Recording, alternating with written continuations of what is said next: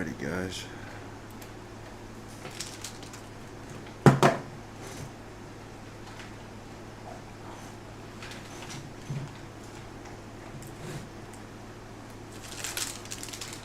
What?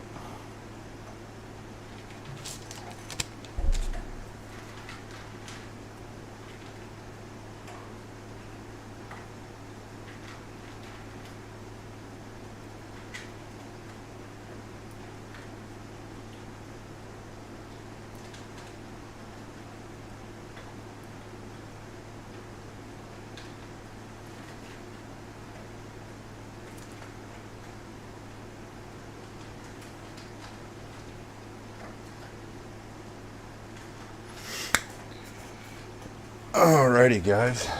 Fuck. Alright, let me.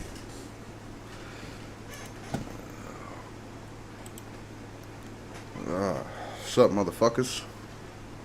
Yeah, I like that whole overlay shit. That shit's fire, dude. I can go from starting to BRB to ending, all that. That shit's so fire. I should have spent money on that shit a while ago.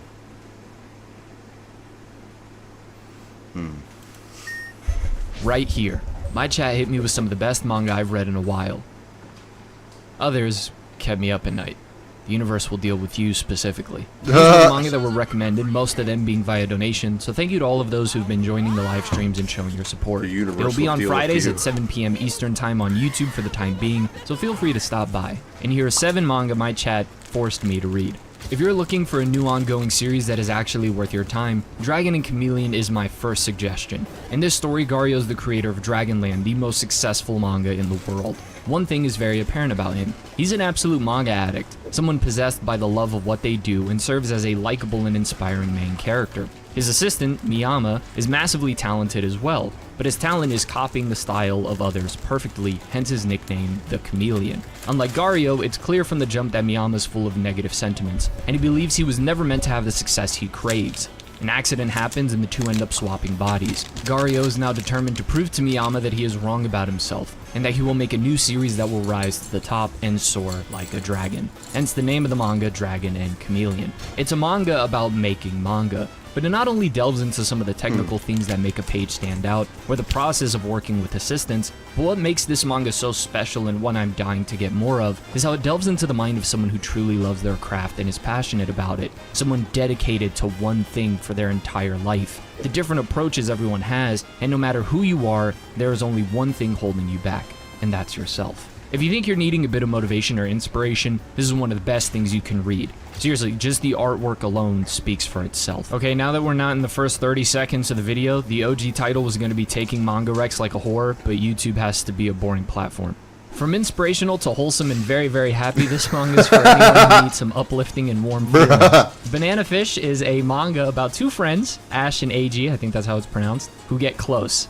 Very close. Oh, God. Now, I don't think some in the back are understanding. Very close. Ash is a delinquent, criminal, thug, poor soul who's grown up in a life of pain and misery, and AG is an ex-athlete from Japan who's visiting the US of A. They end up involved in this big thing where they need to find out what is Banana Fish. It's like the whole mystery, although pretty early on you find out what it's all about. It's a pure thriller from start to end, and you never really feel like you have time to catch a breath. The moments you do are where some of the best character moments happen, and I think anyone who reads this will appreciate the plot and the pacing. This is completed and is full of action, violence, and some really mature topics, but surprisingly enough has one of the happiest, heartwarming endings ever. So happy, in fact, that I cried tears of joy. So fucking happy that I walked outside at 4 in the morning and thought about whether or not I was making the right choices in life. In all seriousness, I think a great sign of mystery turned thriller manga is when it becomes impossible to put down. Destroying my sleep schedule was totally worth it. Sakamoto Days has been gaining a lot of steam over the last year, and so it would only make sense that something like this would be made. I want you to imagine John Wick, but he gives up his life of being a hitman, not over his woman and love of his life, but for a J-pop idol. Kuroshiya no Oshi is ongoing, and it's a blend of insane action and comedy. I wish I had more to say about this manga, but outside of the description I gave, that's pretty much it. I don't think the action is as good as Sakamoto Days, although to be fair, that is a high bar. If you want something simple and fun, then here you go. I was worried that people were going to recommend a whole lot of ass, but if this is the worst one that will be in the video, y'all did a good job. A manga that I was very happy to see recommended was Red Living on the Edge. This is a revenge story, and not a shit one. There's going to be a video dedicated to the worst one I've read coming out soon, don't worry, but this follows Red, the last survivor of the Wisa tribe who seeks revenge on a group of soldiers that massacred his people. The premise is simple, and my concern at first was if the more unique setting for manga would be the only unique thing about it, but the exploration into the characters complemented by this simple but well done color motif with the names has been some of my favorite character writing ever. The story at no point ever feels stale, and it explores the true cost of pursuing a life of vengeance in all of its nuances, while covering the mature topics that would be expected when talking about the massacring of the natives. The antagonist of the story gives me chills, and is a slippery character to say the least. This manga punches hard in the feels, has amazing action and scenarios, where even though we may not agree with the actions of the main character or other characters at certain points, they all make sense, as well as showing people who try to live a life of repentance for sins that they will have to atone for the rest of their life. Romance, tragedy, violence. My favorite. If you like anything like Blade of the Immortal, Vinland Saga, Berserk, or really any other story that delves into revenge well, I don't think you'll find many that do it better than this one. In terms of the basic premise, it is doing something super unique, not entirely. But not every manga is trying to do something different, some are trying to do something well, and this is a perfect example of such. I had seen a video done on this, and I didn't watch it since I didn't read it myself. Man, it looks like it looks like my uncles when they got fucking too drunk, dude, and they wanted to fucking dress up like Kiss, bro. What the fuck is this? Oh my god, my man's got the choker, the breastplate, got the fucking war paint on. But what the fuck? And I eventually wanted to do a video, but if I showed my grandpa this shit, man, he'd roll over in his grave, bro. After reading the series, I then watched the video, and I don't think I could make something better than that one. The link to that video will be in the description below. He also has some really good stuff. What Do you like did I just speed, look at? racing, cars? Not really? Well, too bad. Initial D is over 700 chapters, but it honestly racing, feels like half cars. of that, which makes sense for a racing manga. I will say it's super fun, and I never thought a series about cars would get me interested personally, but it's cool seeing the growth of the main character Tak. If I had to give a heads up, I do feel like being at chapter 300 doesn't feel all that different from what's happening around the 50 chapter mark. It has one formula, and you can start to feel that when the story isn't being broken up by the drama of the romances that take place, which are well done for the most part, and not what I was expecting at all when reading it. I will say it does its Formula 1 well. I'm sorry, you can unsubscribe. No, I get it. I have no issue with that, again, as I had a blast reading it, but if you are expecting the character exploration that you see in Hajime no Ippo with its cast, then you might be disappointed. Fun fact, the author of Ippo was the assistant for Initial D, which I had no clue until I was on call with a family member discussing my sentiments about this manga. The recommendation was to check out the anime, so I might have to do that and see if I like it more that way. It had good moments of comedy, and the rush you feel is magical damn near. But in the first half, it does feel like you were seeing the same turns, the same guardrails, the same beginning and end outcome to each race, over and over and over again. Which could honestly be a critique of sports manga in general, is how repetitive they can feel when you don't feel like the characters are being delved into enough. However, seeing Tak grow from apathetic to in love with racing and letting out his competitive spirit was dope, and something I'm sure some of you will resonate with. The next manga is titled Ice Blade, although it has another title in Japanese that will be up on the screen, and I believe it has a sequel that I didn't check out. Ice Blade is a detective manga where the main character is this very clearly emotionally detached individual, and his methods of getting things done can be seen as insensitive or heartless. At first, the story starts off as episodic with each case that you go through, so you sort of feel like the narrative isn't really going too far with anything. It's like, okay, we explored this, dropped it, explored this, dropped it. But after that 10 chapter mark, it continues on to have a consistent narrative. And it's really nice seeing the actions of the main character and the nuances of how justice is handled and the way that it all goes about it. Overall, it is a bit of a heavy read, and each chapter is quite a bit to go through, so I wouldn't really recommend binge reading this manga, but I do think that if you like detective stories, murder mysteries, thrillers, this is an excellent read to have. I would like to say this now, those of you who recommended series for this video that made it in, y'all did an excellent job with your picks. And I also noticed I get a lot of comments, or people will come into the live stream and ask me to read something that not only I've read, but I've done videos on. So once again, that's no problem. But for the next part, if this ends up, doing well and I do a part 2, I would like to include the usernames of the people who recommended the series, because I feel like you deserve that kind of shout out, at least for your support. So thank you once again to everyone who's shown support, not only in the live streams, but in the videos in general. Alright, on to the final recommendation. I feel like I need a cigarette after reading this one. Eden It's an Endless World is a brutal, violent manga in every way. It feels like it has the essence of Blade of the Immortal, Black Lagoon, and a sprinkle of Akira all blended together. A virus kills a whole lot of people, and humans have been using cybernetic enhancements. We follow a couple characters in the story, but the main one is Elijah Ballard. His father, Enoi, I think that's how it's pronounced, I'm shit with names apparently, being a very important person. He gets caught up in a lot of bullshit, as an evil organization is working behind the scenes to gain control, and the virus seems to be evolving as well. This has some great characters, but a heads up, once again, it is very violent and explicit in many ways, and does not spare the reader one bit. As the story unfolds, it asks the question a good amount about God and if he is real, and if he is, whether he is fair, tying that in with our existence and how the characters make sense of the ugly mess that they live in. At first I was concerned it was going to be very generic with its approach, but as you meet more characters it provides different views to that question, and everything else that comes with it. This is one of those stories that, due to the themes that it deals with, amidst all of the violence and even politics, it will not only stay with you, but you might take away something different or view the message of the story with a different perspective a few years down the line, since it goes over some very existential questions we all sit down and go over from time to time. I think it's safe to say that this has been one of, if not the best manga I read this year, and just one of the best manga I've read, period. Some of these series I'm sure I'm going to revisit, others I'm going to revisit with a lot of hesitation and with my emotional guard up, and others I'm really excited to see how they continue onwards. If you want to get your recommendation out and get it included in a video, because it'd be really cool to make this a series, make sure you stop by the live streams and show your support. And thank you once again for an amazing year so far with the channel. I know the uploads have slowed down a lot, but I've really been wanting to evolve and push out my absolute best. Thank you once again.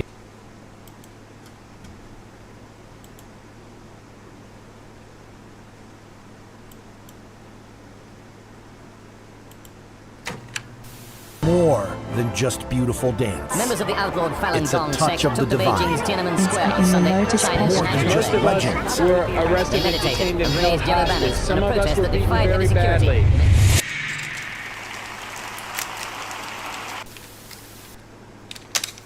China before communism. Shen Yun. What? Do you guys know about the cult Shen Yun? Well, I'm actually at the concert, but I have the whole balcony to myself. No one's here at the balcony, I don't know why. See? This video is intended for informational and entertainment purposes only. All statements made are based on publicly available information and personal interpretation, and no statement is intended to be a factual claim. This video is an expression of opinion protected by freedom of speech. Do you remember being 8 years old after a heavy dinner at the hometown buffet, ready to take another scoop of 2-month-old ice cream, and you look out the window to spot something boring? A Shen Yun poster, an Asian woman, colors, words, a show. I don't care. I'm trying to get my high score in Dexter's Laboratory Chess right now. Then as you get older, it gets more ingrained into your head. You start to see Shen Yun on billboards, TV ads, and your local boba shops. One day you ask a friend, they're like, oh, did you know this is actually a cult? And you're like, whoa, what? Queen of D5, I should have fucking known this. But let's get deeper. Back in the 80s, Qigong was booming, which is a mix of traditional slow-moving exercises, breathing, and meditation for perceived spiritual and health benefits. Tai Chi is one form of Qigong, so whenever you see elderly people doing some stretching at the park, you know what they're doing now. And while all of this was happening, there was one person who changed the game. A random security guard working at a cereal factory watched all this success and thought, oh, this actually could be pretty lucrative. I'm also really fucking crazy. Hang on one sec. And in the spring of 1992, Falun Gong was born, which roughly translates to law. This is what Falun Gong teaches. A series of movements for prosperity, health, and a good life. Heavenly circulation. Buddha showing 1,000 hands. Arm wave. SpongeBob. This, if you follow the steps of Falun Gong, you can fly. Can fly. Essentially, doing these movements brings you closer to spiritual salvation, can heal any kind of illness you're gonna get, and gives you superpowers. So in the late 90s, this was getting like super big in China apparently, but the Chinese Communist Party, aka CCP, they were basically questioning Falun Gong's intentions because it was getting super popular, so they grew suspicious. Also, 4 people burned themselves alive at one of China's parks, so that could be a reason as well. So in 1999, they started arresting Falun Gong practitioners and allegedly even harvested their organs because they knew that they didn't drink or smoke. And what was Li Hongzhi doing during this time? He was with his family in New York. talking about how aliens made computers and modern medicine. But honestly, late 90s, crack cocaine, New York City, I'd probably be saying the same exact thing too, honestly. Well, by now you might be asking, well, Jimmy, hold on a second. If you just move your knight to c3, you could easily guard your e4 pawn. Also, you might be asking, well, do regular people actually still get involved into Falun Gong, even though there's like tons of information online about it being a cult? Yes. I went to a Falun Gong online seminar, and at the end, I asked the dude questions, and he really does believe in them. Master Li Hongzhi has also stated that he has also known people who can levitate. How can one reach this higher level of existence as a follower of Falun Dafa? Really interesting point you bring up here. I can tell you've maybe been pondering this for quite some time. They do experience these pretty impressive abilities, right? Now, Master Li does talk about them in the book because many people do experience it, right? This is something that's taking you beyond the ordinary human level of existence. And some people have pretty incredible experiences along that journey. So Master... We're getting a little bit off track here, though. After persecution, Li Hongzhi settled in New York and founded a 400-acre compound dedicated to his followers. More specifically, used as a training grounds for Shen Yun. The highest art is beautiful, breathtaking. What the fuck? Now, I want to preface that I didn't really talk about why Shen Yun is bad. Pretty much, they traffic kids at a young age to their compound. They're not allowed to see their family often. There's multiple accounts. What the fuck?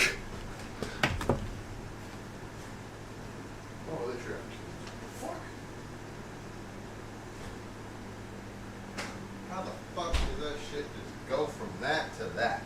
Like, god damn. Oh yeah, they just traffic children. No, it's like something they do every Saturday. What the fuck?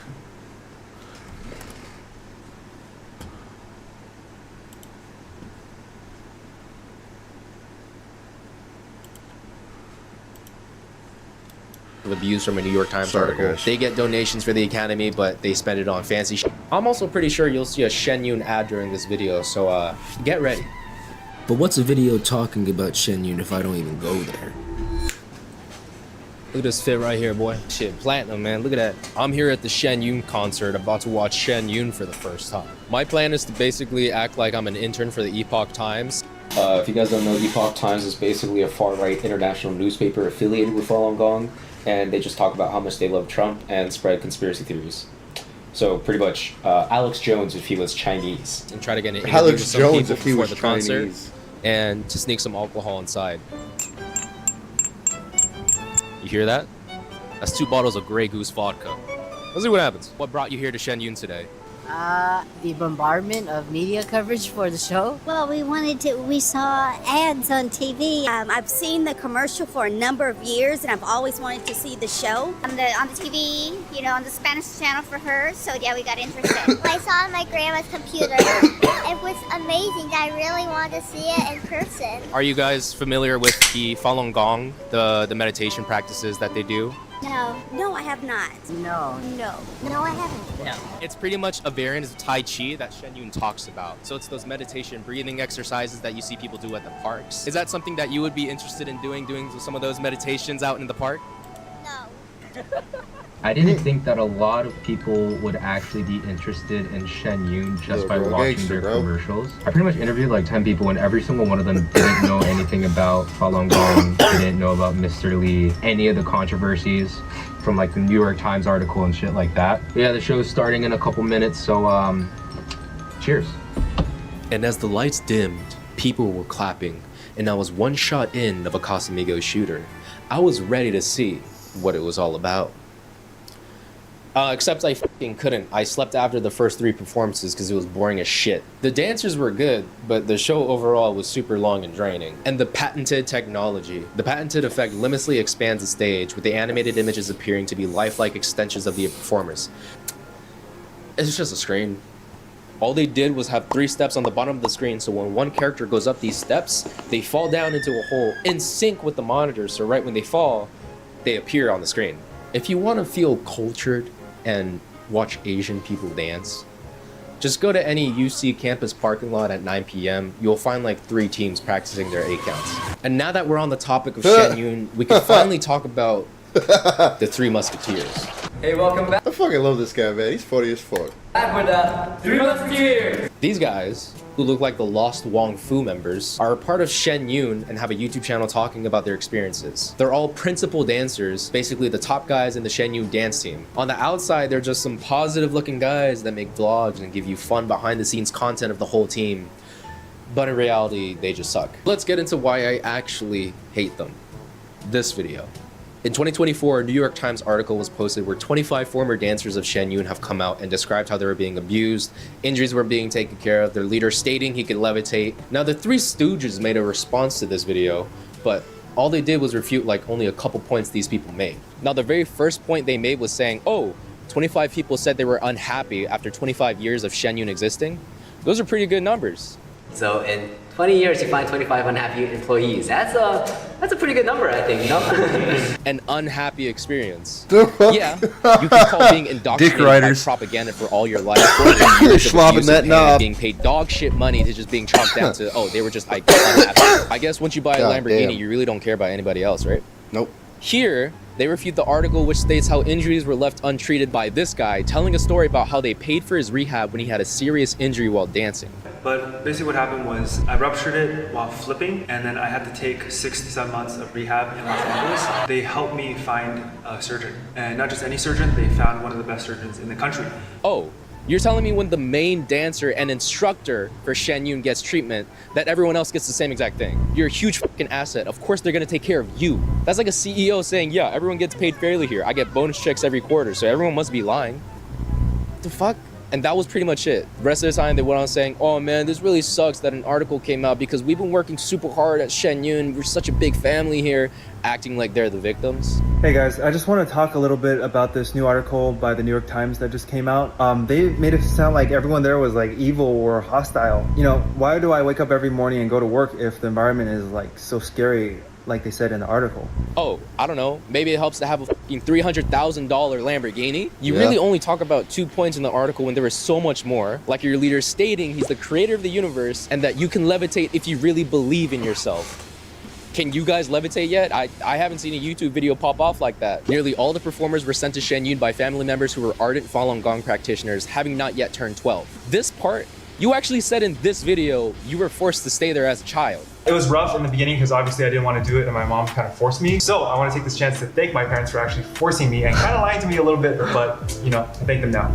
I don't even need to explain anything else. This guy announced he was leaving in 2020 and they told him he would have to repay 8 years of tuition, an amount that might have exceeded $200,000. Honestly though, that just kind of sounds like regular student debt. I'm not gonna lie to you right there, bro. And what do you say to this article where a mom was dying of cancer, but since she was a devout believer, she sent hundreds of thousands of dollars to Falun Gong, only for the family to realize the expenses were used for luxury items? It's just so crazy to think that in 2025, you have so much information you can gather online in just a couple of seconds to understand that this is a cult, but people are still being swayed by practitioners that they're a loving, calm group of repressed people that just do light stretches at the park for their health. But in reality, they're a bunch of crazy bigots who want you to do jazz. You go hang out in Daytona Beach long enough, and you'll have a couple people try to get you to join their cult. Hands as you die from appendicitis. I stole that joke from her, by the way. That's a really good joke. I wanted to ask more though with practitioners, but they're incredibly cautious and secretive. I went to a site that has a contact list for all leaders hosting morning stretches across LA. So I got up early and went to as many parks as I could, and all right, it's around 6:30 a.m. The only people at this park are homeless people, I'm pretty sure. I kind of messed up because looking at the website, I mean, it's clearly outdated. You're using like HTML code from like fucking 1990s. But I still have hope. We're in an Asian part of LA, so I know there's got to be some other fucking place. No one was there. Literally nobody was there. I found one small group, but it was like 4 old Chinese people. I didn't want to bother them. I didn't want to feel like a YouTuber and just start asking questions, honestly. I tried emailing and they didn't want to talk. Then I tried calling and texting people. I was super close one time when I was calling a lady and then she'll get back to me in a couple of days. Then a week later, she started asking me questions about my real name, if I attended the Shen Yun show last week, and what my ID number was. The crazy thing was, at the Shen Yun show, I didn't talk to a single practitioner, so I don't even know how they found out about me. All in all, it's super shitty to see Falun Gong is still active. There's probably some kids out there right now getting forced to attend their academy with no way out. They're also tax exempt, and that's why we see all the billboards and the advertisements all the time, because they could afford it. But they really shouldn't be allowed to do that. And I hope all the higher ups get jail time because they deserve it. So yeah, Shen Yun, C tier. Shen Yun, C tier. Holy fuck, that was funny. That was good. Officers couldn't keep a straight face during arrest. Okay. Residents spotted a mysterious woman lurking around their neighborhood. She was trespassing on private properties and peeking inside houses. Oh God. As soon as the officers were alerted, she began to run, but couldn't get very far. Just come over here.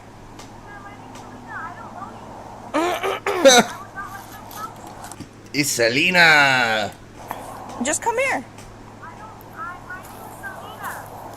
Well, what are you doing over here?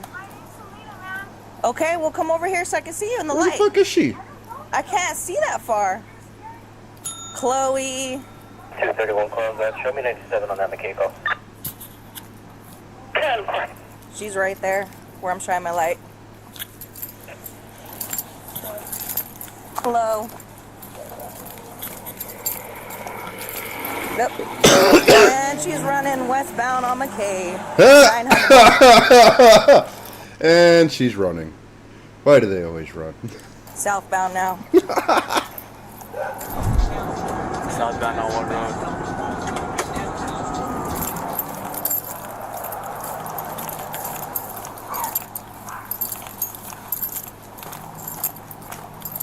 She must have went in one of those houses. I don't see her anymore. She's got a backpack on, jeans, tank top. Backpack, jeans, and a tank top. Careful.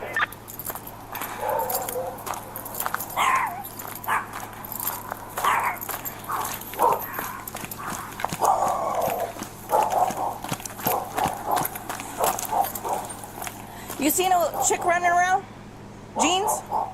No? No, because when she turned out...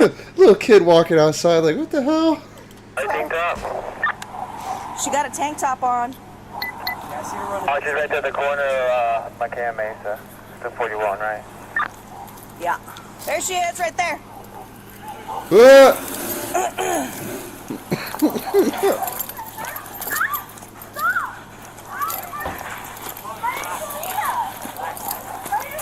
Please stop. What's her name again? Hey, be careful with your hands. You're scaring me. You've been harassing You're scaring people me. all day. No, I don't know what you're talking about. You're going to be arrested My for name's public Selena. nuisance. My name's Selena, though. My name is Selena. So what? You're kind of scaring me. You're scaring me, guys. Said it's not Chloe. Oh God, they know who she is? My name is Selena. Copy 1015 at 2019. My name's Selena. I don't know who you are. I haven't done anything today. I haven't done anything today. You've been harassing people all day. I don't know what you're talking about. You have no idea what you're talking about. My name is Selena. If only telling a lie repeatedly could make your problems go away. My name's Selena. Campania. Can you please stop? I don't know who you guys are. They're obviously the Scaring police. me, please. I don't know who. I don't know why you guys would call the cops on me. Be careful. You're just taking off your backpack. My name is Selena Campania. And you're going to get another charge of concealing identity. What? My name's Selena, though. Giving us a fake name. That's not my fake name. My name is Selena. I'm showing two others besides this one. That's my Go ahead sister. and add him to I have the a call. sister named Chloe, but Earlier I have a sister She looks like her name be Chloe, not Selena. named Chloe, but I'm Selena. I'm Selena. My sister is named Chloe. I'm Selena. I don't know why this woman knows my name. I don't know her. She doesn't know my name. She would call me by. I don't know why she would call me by my sister's name. My sister looks like we are twins. She looks just like me. We are twins. Okay, lady. She looks just like me. Okay, okay, I'm just walking. Why you got a disc on your... Well, I don't know. Can someone take her CD I just disc? found it in the trash can. Relax. Okay, you want to check her so Dang, before my we name take is her? Selena. Let me get some. I don't know who Chloe is. I don't know who Thought it Chloe was your is. sister. Okay, we're So going why to... are you arresting me? Can I talk? My name is Selena. I don't know who Chloe is. Can I talk? Well, Yes or no? Can I talk? No, yes or no? My name is Selena Campanilla. Can I explain to you? My name is Selena Campanilla. You are not the Campanilla. famous singer, Selena. Yes, I am. Yes, I Holy What are you shit. talking about? I was right. What are you guys talking about? So, the Knights of Columbus, the bingo spot where you got food earlier? Yeah. You can't go back there. They're trespassing you, okay? So, Well, okay, that's fine. I was just there. I just asked for a cigarette, and she was totally cool about it. Alright, just She said, "Don't come back it's here." effective 1 year But I was like, from okay, today yes, to ma'am. But this it was today, cordial, okay? you know, So, it was if nice. you go back there, Chloe, you're gonna be arrested for trespassing. Okay, I won't go back there. Alright, you're being trespassed. I'm letting you know now. So don't go back there. Okay, yes, sir, I won't. I Thank you. promise. Appreciate it. Okay, can I be let go? No. No, let's go with this officer. Wait, what? What do you mean? Let's go with this officer. Why not? I thought it was my choice. Come on. No, it's not your choice. It's not your Wait. Come on. Let's go. Let's go. Be careful. You guys need to be careful. You're hurting me. No, we're not hurting you, Chloe. Please, someone don't. I didn't do anything. My name's Selena. Stop. My name's Selena. Stop. No, my name is Selena. Please stop. This is scaring me. Guys, you're scaring me. My name's Selena. Stop. Okay, my name is Selena though. Stop calling me Chloe. That's my sister. I've been looking everywhere for her. Leave us alone. Why are you yelling? Because I want my sister. Relax, calm I've been looking for her. I don't know where she's at. Have a seat. Can you tell me where Chloe's at? Homegirl is fried beyond her mind. That's that super meth. I'll tell you exactly as soon as you sit down. I'll tell you exactly where she's at. Swing your feet Chloe in. at, though? Where is Swing your she? feet in. Where's Chloe at, though? Swing your legs in. Where's Chloe at, I'll tell you where though? she's at in a little bit. Swing your leg in. Where's Chloe at though? Her bag did have some illegal appetizers. Since YouTube's gonna ban that word, we'll just say it like this. A guy named Fent saw the River Nile and cracked a big smile. Why I'm all time? You guys are so messed up. Stop fighting! That's not funny! My name's Selena! You guys are so up! I'm tired of this! This I'm chick, tired! You man. guys are not our family! Holy fuck, bro. You gotta have major patience to be a cop, dude. You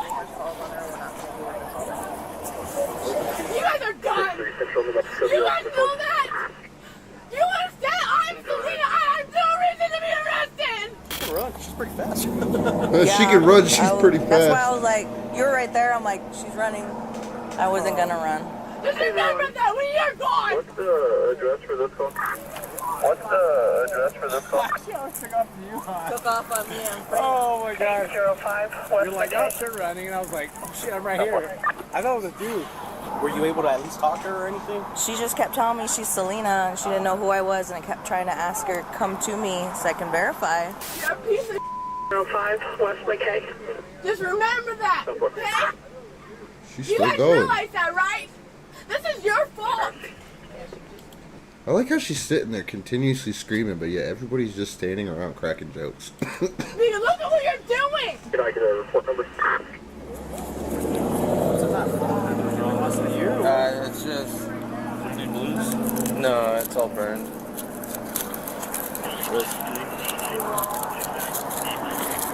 We'll charge you a paraphernalia too. It's a $50 fine, but... And she got paraphernalia? She got paraphernalia? Shut the fuck up.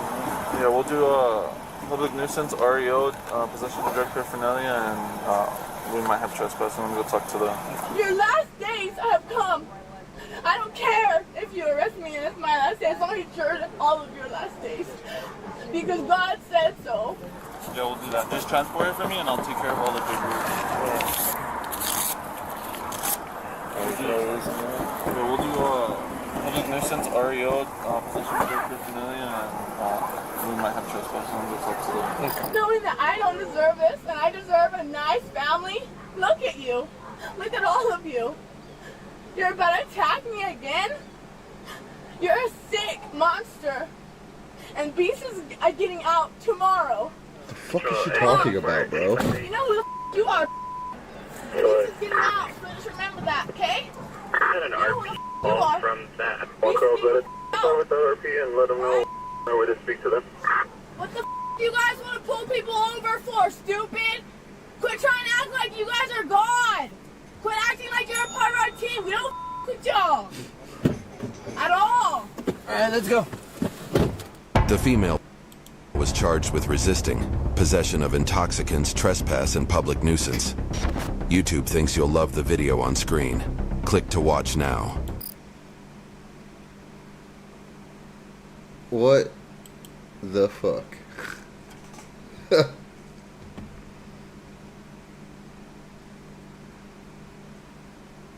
I'm pretty fucking speechless about that.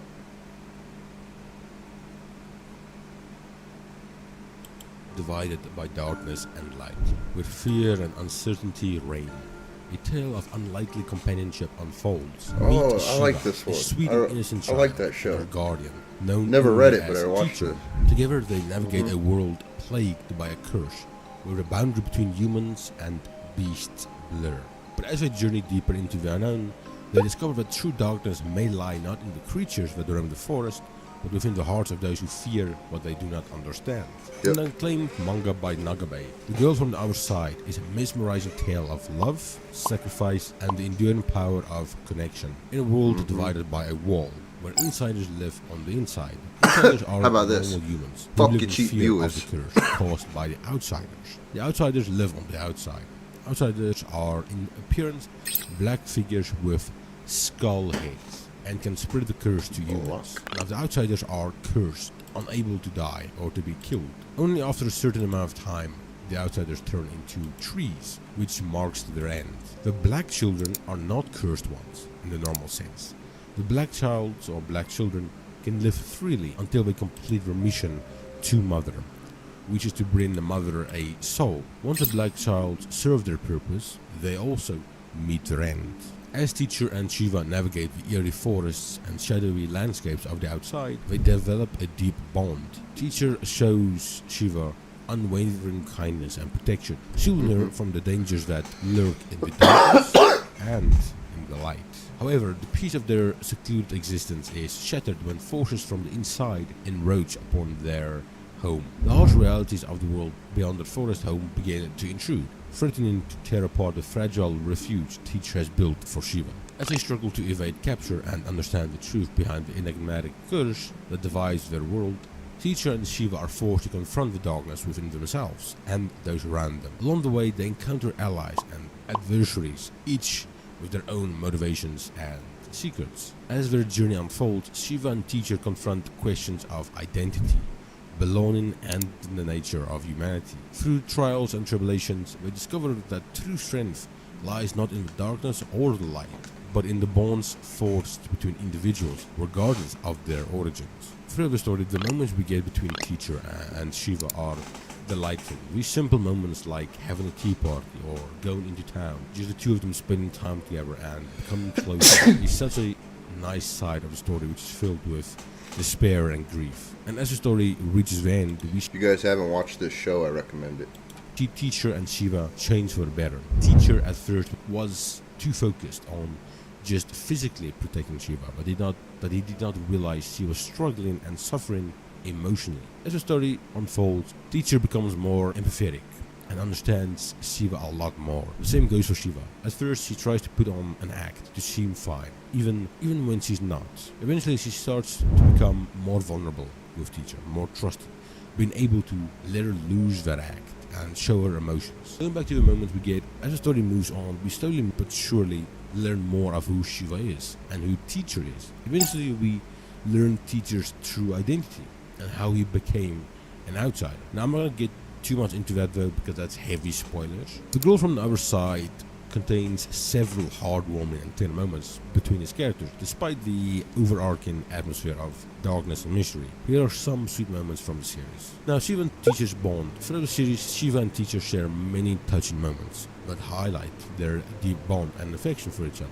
Whether it's Teacher comforting Shiva when she's scared, or Shiva showing concern for Teacher's well-being. The relationship is filled with moments of warmth and tenderness. Tea time, this is one recurring motif in the series, which is the ritual of tea time, where Shiva and Teacher sit together and enjoy a quiet moment of respite from their journey. These scenes often serve as intimate moments of connection between the two characters, offering glimpses of their daily lives and routines. Moving on to deeper meanings of The Girl from the Other Side. The nature of good and evil.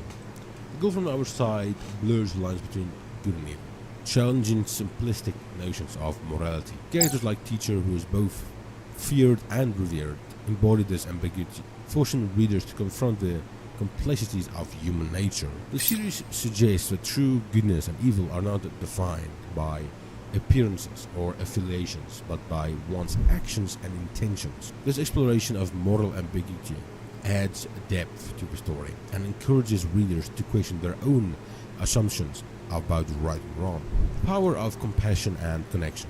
At its core, Girl from the Other Side is a story about the power of compassion and connection to transcend the barriers and bring hope in the darkest of times. Despite the challenges they may face, Shiva and Teacher's bond serves as a beacon of light in a world consumed by darkness. The relationship highlights the transformative power of empathy, kindness, and love, offering a message of hope and resilience amidst adversity. Let's quickly get into the gods of this world, the god of darkness and the god of light.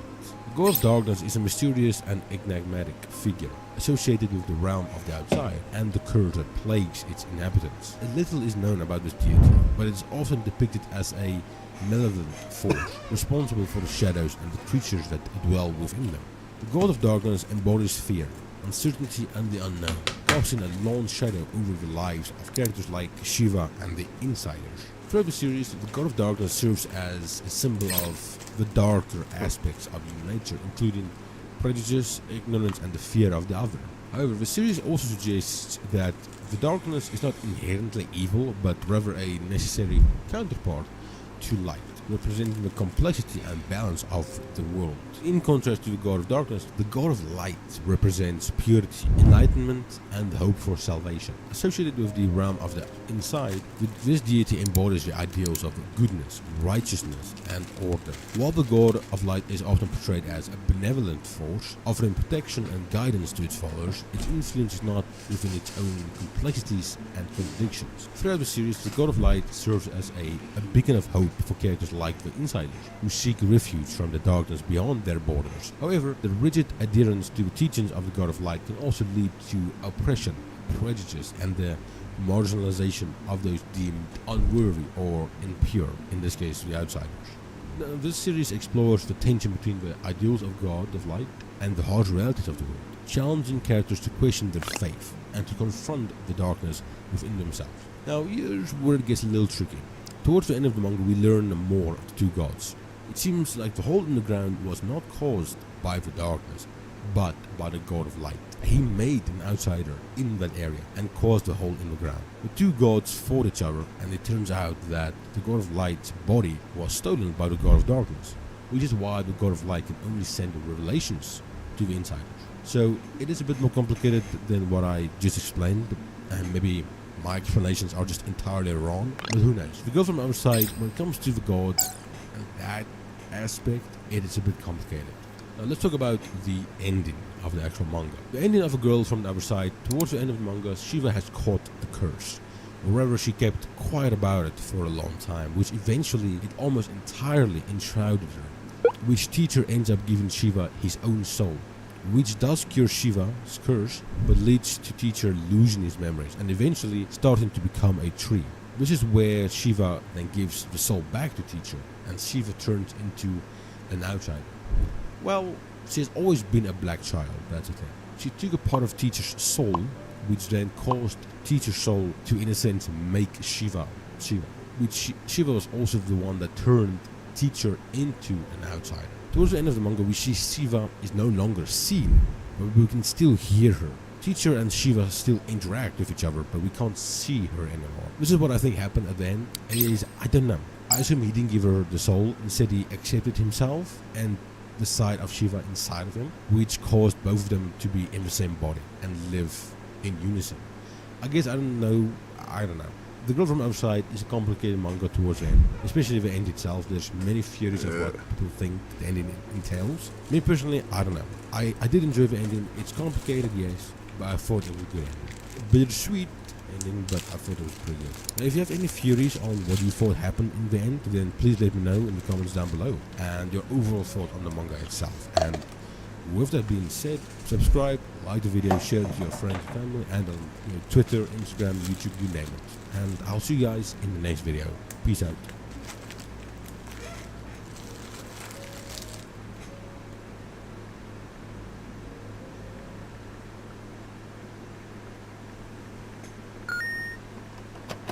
Before One Piece, Naruto, and Bleach, before Dragon Ball, Berserk, and JoJo's, even before Fist of the North Star, manga was in a very different state. The medium was still evolving, with much to explore and redefine. But a few groundbreaking series would come along to change everything. By the 1970s, my grandfather was on ungodly amounts of cocaine. Devilman pushed the boundaries of violence in manga, shaping the dark emotional narratives we see in works like Berserk. The Rose of Versailles redefined shoujo, crafting tragic romances that influenced generations.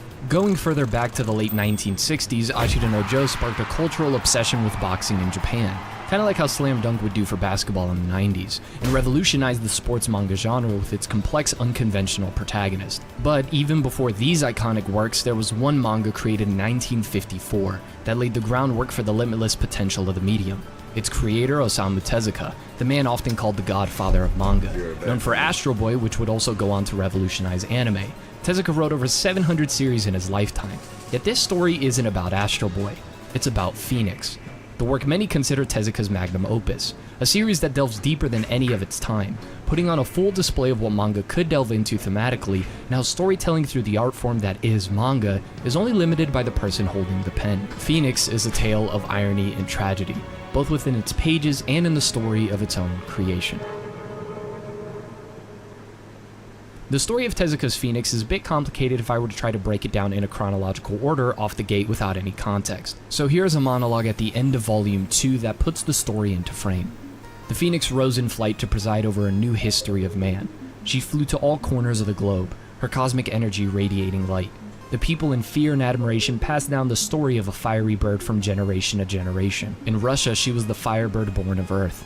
In China, she was said to be the bird of the sages which dwelt in Paradise High on Mount Harai. She was called the immortal bird. In Europe, she was known as the bird that periodically destroyed itself in flames, only to rise from the ashes. She was called the Phoenix.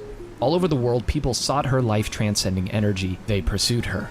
No one was able to obtain her blood, the key to immortality, yet man's lust for her knew no bounds. Those who pursued her merely hastened their own deaths. The Phoenix built a nest near the mount of a volcano and sat in meditation.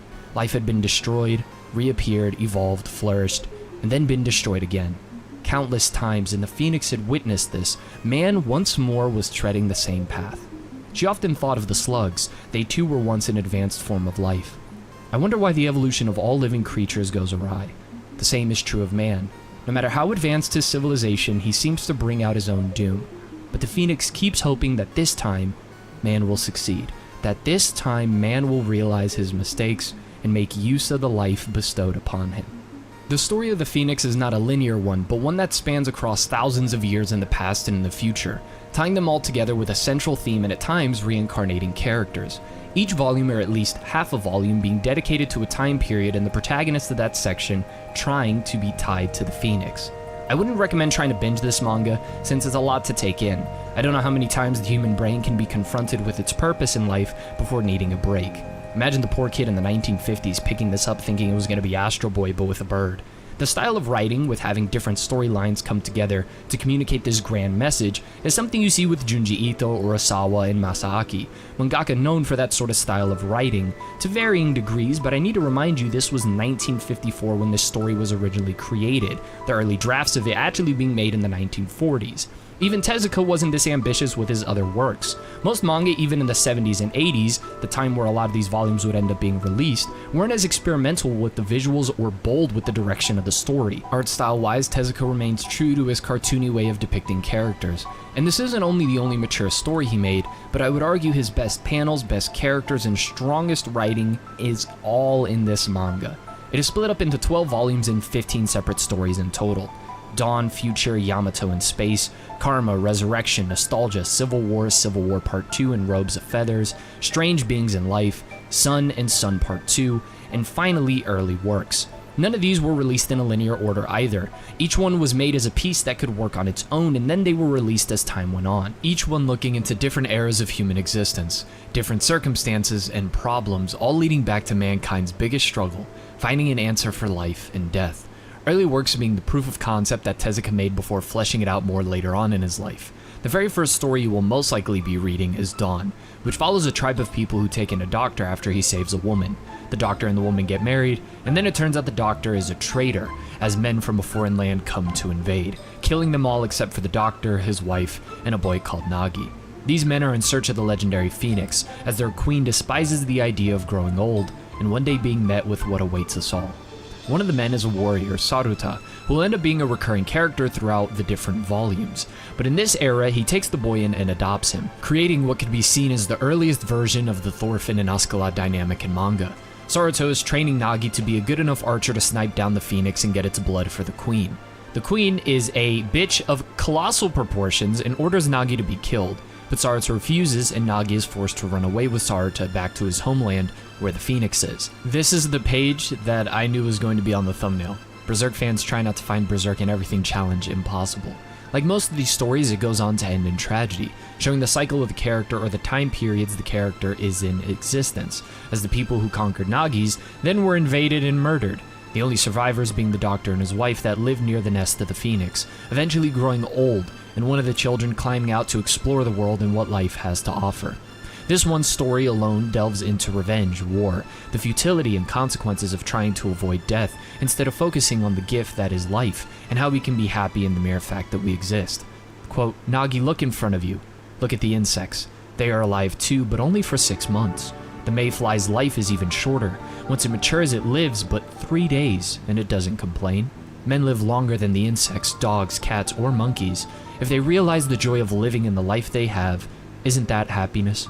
The human struggle doesn't get any better in the next volume, Future. Take a wild guess where this one takes place. Humans have gone underground since the Earth has been dying, and now people listen to their supercomputers which they believe to be infallible. The main character is married to an alien, who is then ordered to be murdered by a supercomputer, and so the two of them run away. To settle what direction humanity should go, they have the supercomputers debate which ends in nuclear war.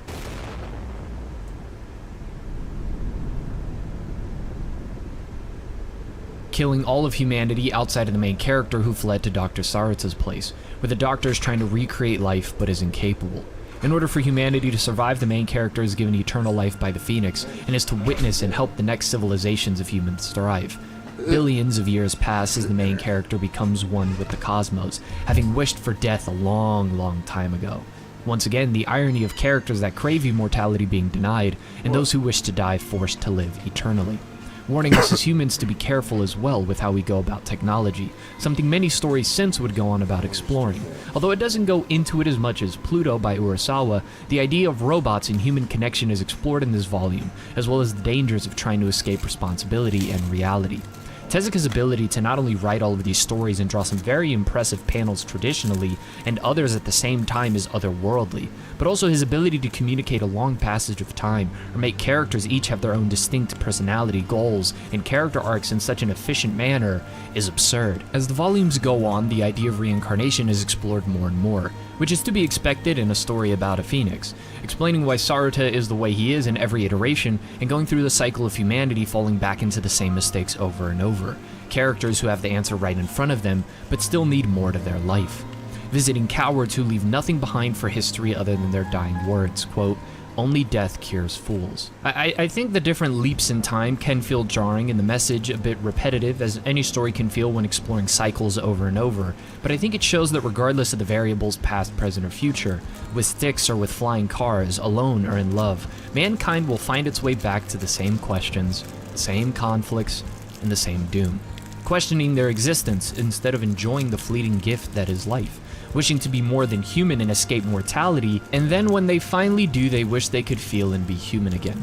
Living forever alone for most of the characters is a fate worse than death, something they don't realize until it is too late. The nature of the Phoenix itself is difficult to pin down, as it desires for humanity to progress and live, and while yes, humans throughout the story shoot themselves in the foot, it's a little difficult to understand the nature of the Phoenix beyond being an agent of the cosmos itself. It comes off a little chaotic and mischievous at times. One could look at it and blame it for being so elusive, but then that would be ignoring all of the chances it gives mankind to learn, despite mankind hunting her for their own selfish goals based on finite perspective. Volume 6 explores the rather unflattering process of creating a new civilization once again, delving into human nature in its primal ways, how far we're willing to go for something called love. It's a really good piece of sci-fi manga, but I don't think I enjoyed it as much as volumes 1, 2, and 4. Civil War Part 1 and 2 delves more into conflict, and how it's just a part of who we are as people. It's a strong section of the story, and so are the other volumes that come after, delving into and reaffirming many of the thoughts you pick up on the previous volumes. I would highly recommend this manga, and you can read them in the order the volumes already are, but if you were to try and put them all in order based off of time period each story takes place, it would go Dawn, Yamato, Sun, Karma, Robe of Feathers, Civil War, Strange Beings, and then Sun again, but now in the year 2008. Life, Nostalgia, Resurrection Universe, and finally, Future. I would like to talk about the ending of the manga, but the biggest tragedy of them all was that Tezuka passed away in 1989, and Phoenix, arguably his masterpiece, remains unfinished. A great existential manga left unfinished. Crazy, ain't it?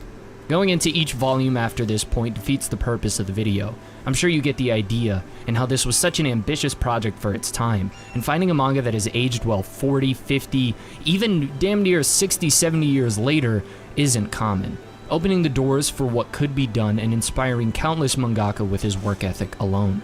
I think Phoenix changed the way manga was done forever, and for the better, and it is about many, many different things as mentioned in the video, but if there's any practical application, I think it's simple. Make the most out of the limited time that you have. This life, right now. Sure, pondering your existence in the universe is healthy from time to time, but you can't live in the stars. You can't live in the past or in the future. You must simply be now. Tezuka himself was the embodiment of this before passing away, dedicating his life to the craft he loved, and pushing it to heights where the next generation could be inspired and create as well, thus continuing the cycle of ingenuity. Ignoring the vending machine isekais, our job isn't to live forever or run away from death, but simply create and leave something behind for the next generation to do the same. We may not be immortal like the Phoenix, which the story kind of delves into that, possibly being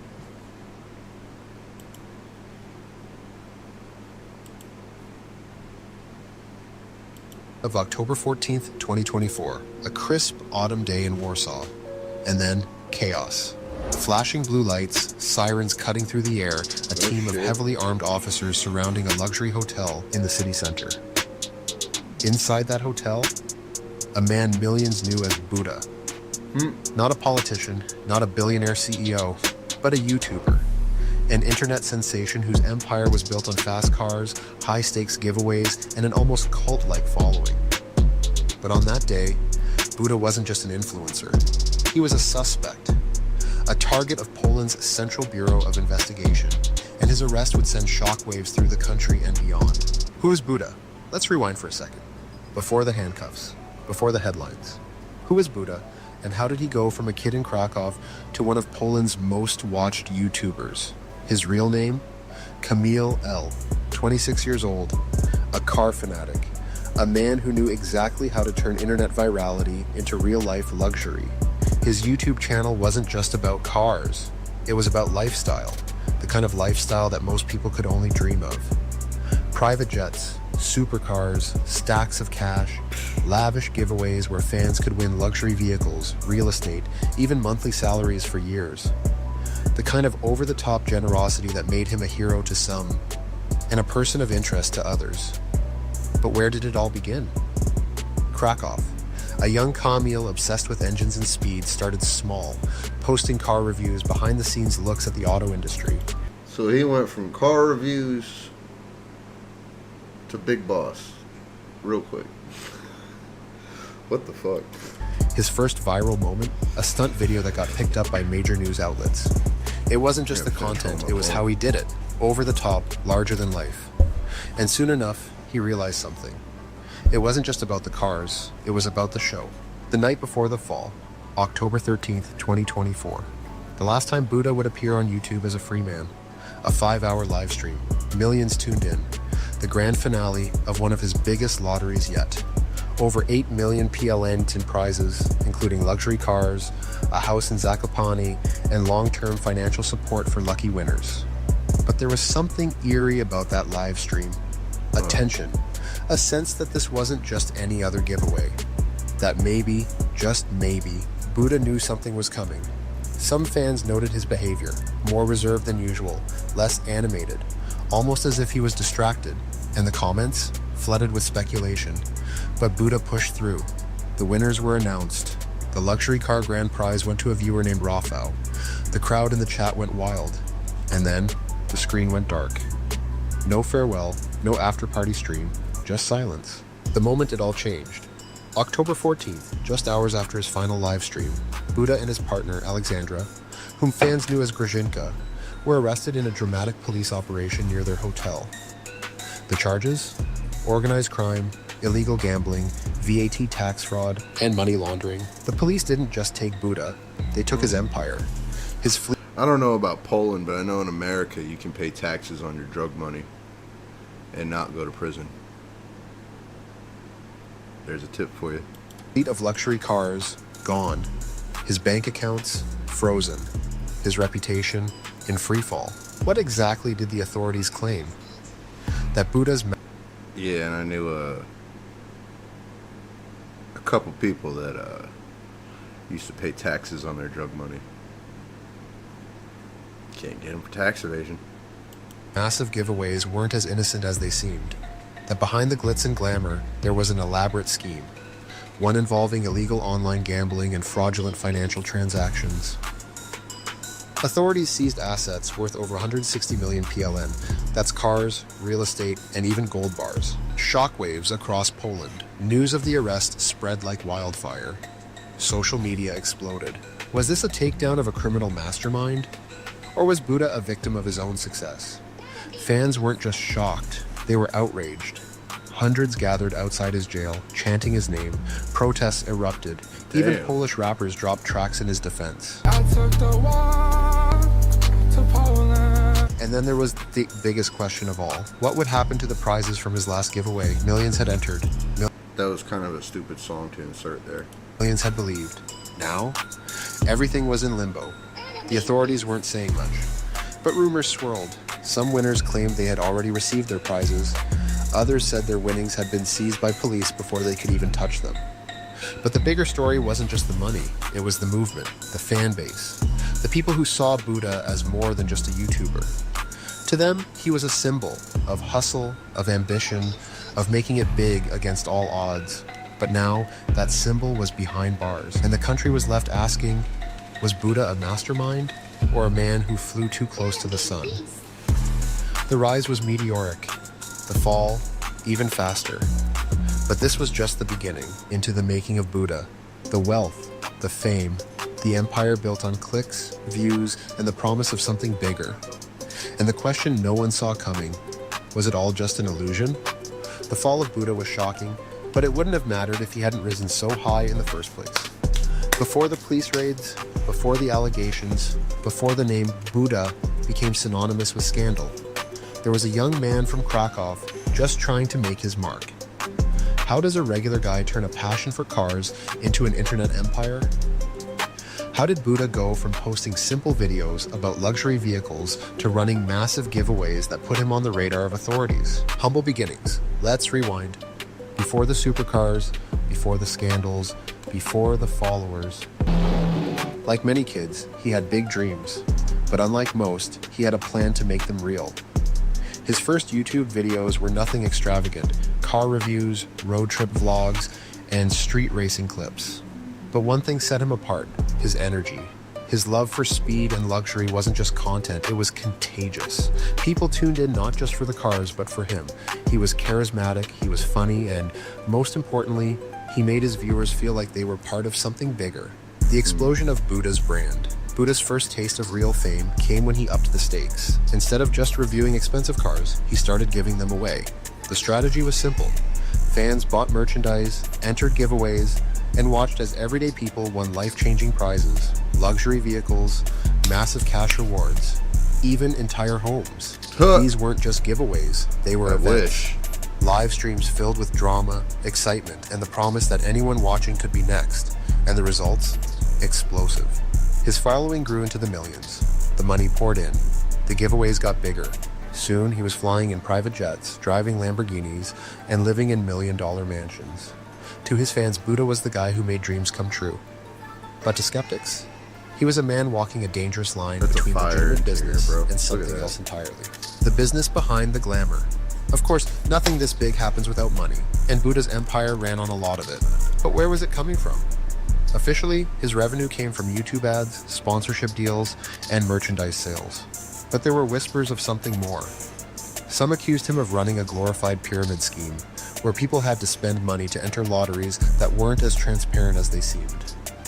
Others pointed to his rapid rise and questioned if everything was as legal as it appeared. And then there was the most dangerous accusation of all, that Buddha's money wasn't just coming from YouTube. The red flags. The Polish government had been keeping an eye on Buddha for some time. The sheer amount of money moving through his business raised eyebrows. The lavish spending, the connections to known figures in the online gambling world, the allegations that his giveaways were more than just a promotional tool.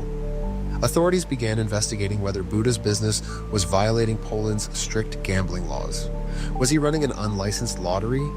Were his giveaways fair, or was something being manipulated behind the scenes?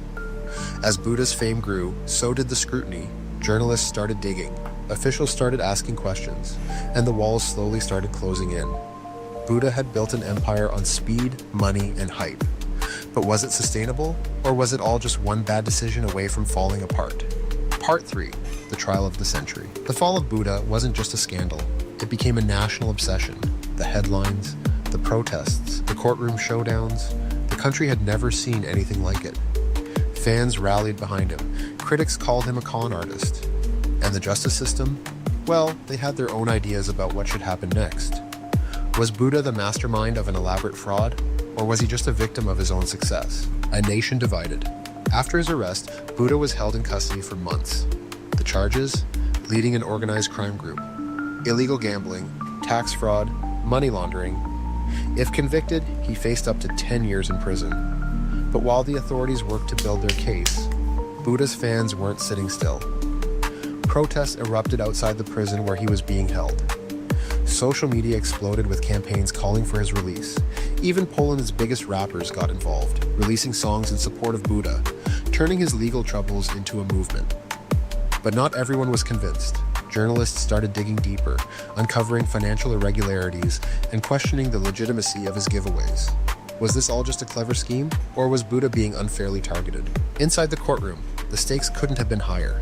The prosecution painted a picture of a man who built his empire on deception. They claimed his so-called giveaways were actually an illegal lottery, designed to funnel millions into his own pockets. Prosecutors brought out bank records, secret recordings, and even former employees who testified against him. The evidence was damning, but Buddha's defense team fought back. They argued that his business was legitimate, that he followed the rules, and that he was being made an example of simply because of his success. And then, there was the bombshell. A leaked document suggesting that certain law enforcement officials had been watching Buddha long before his business became controversial. Some argued that the case against him was personal, not just legal. What's next? Will he disappear from the spotlight? Or will he come back bigger than ever? His social media pages remain active. His name still trends online. And in the world of internet fame, redemption is always just one viral video away. So, what's the lesson here? Is it about power, greed, and consequences? Or is it about a system that can make or break someone overnight? One thing is certain, Buddha's story isn't over. Not yet.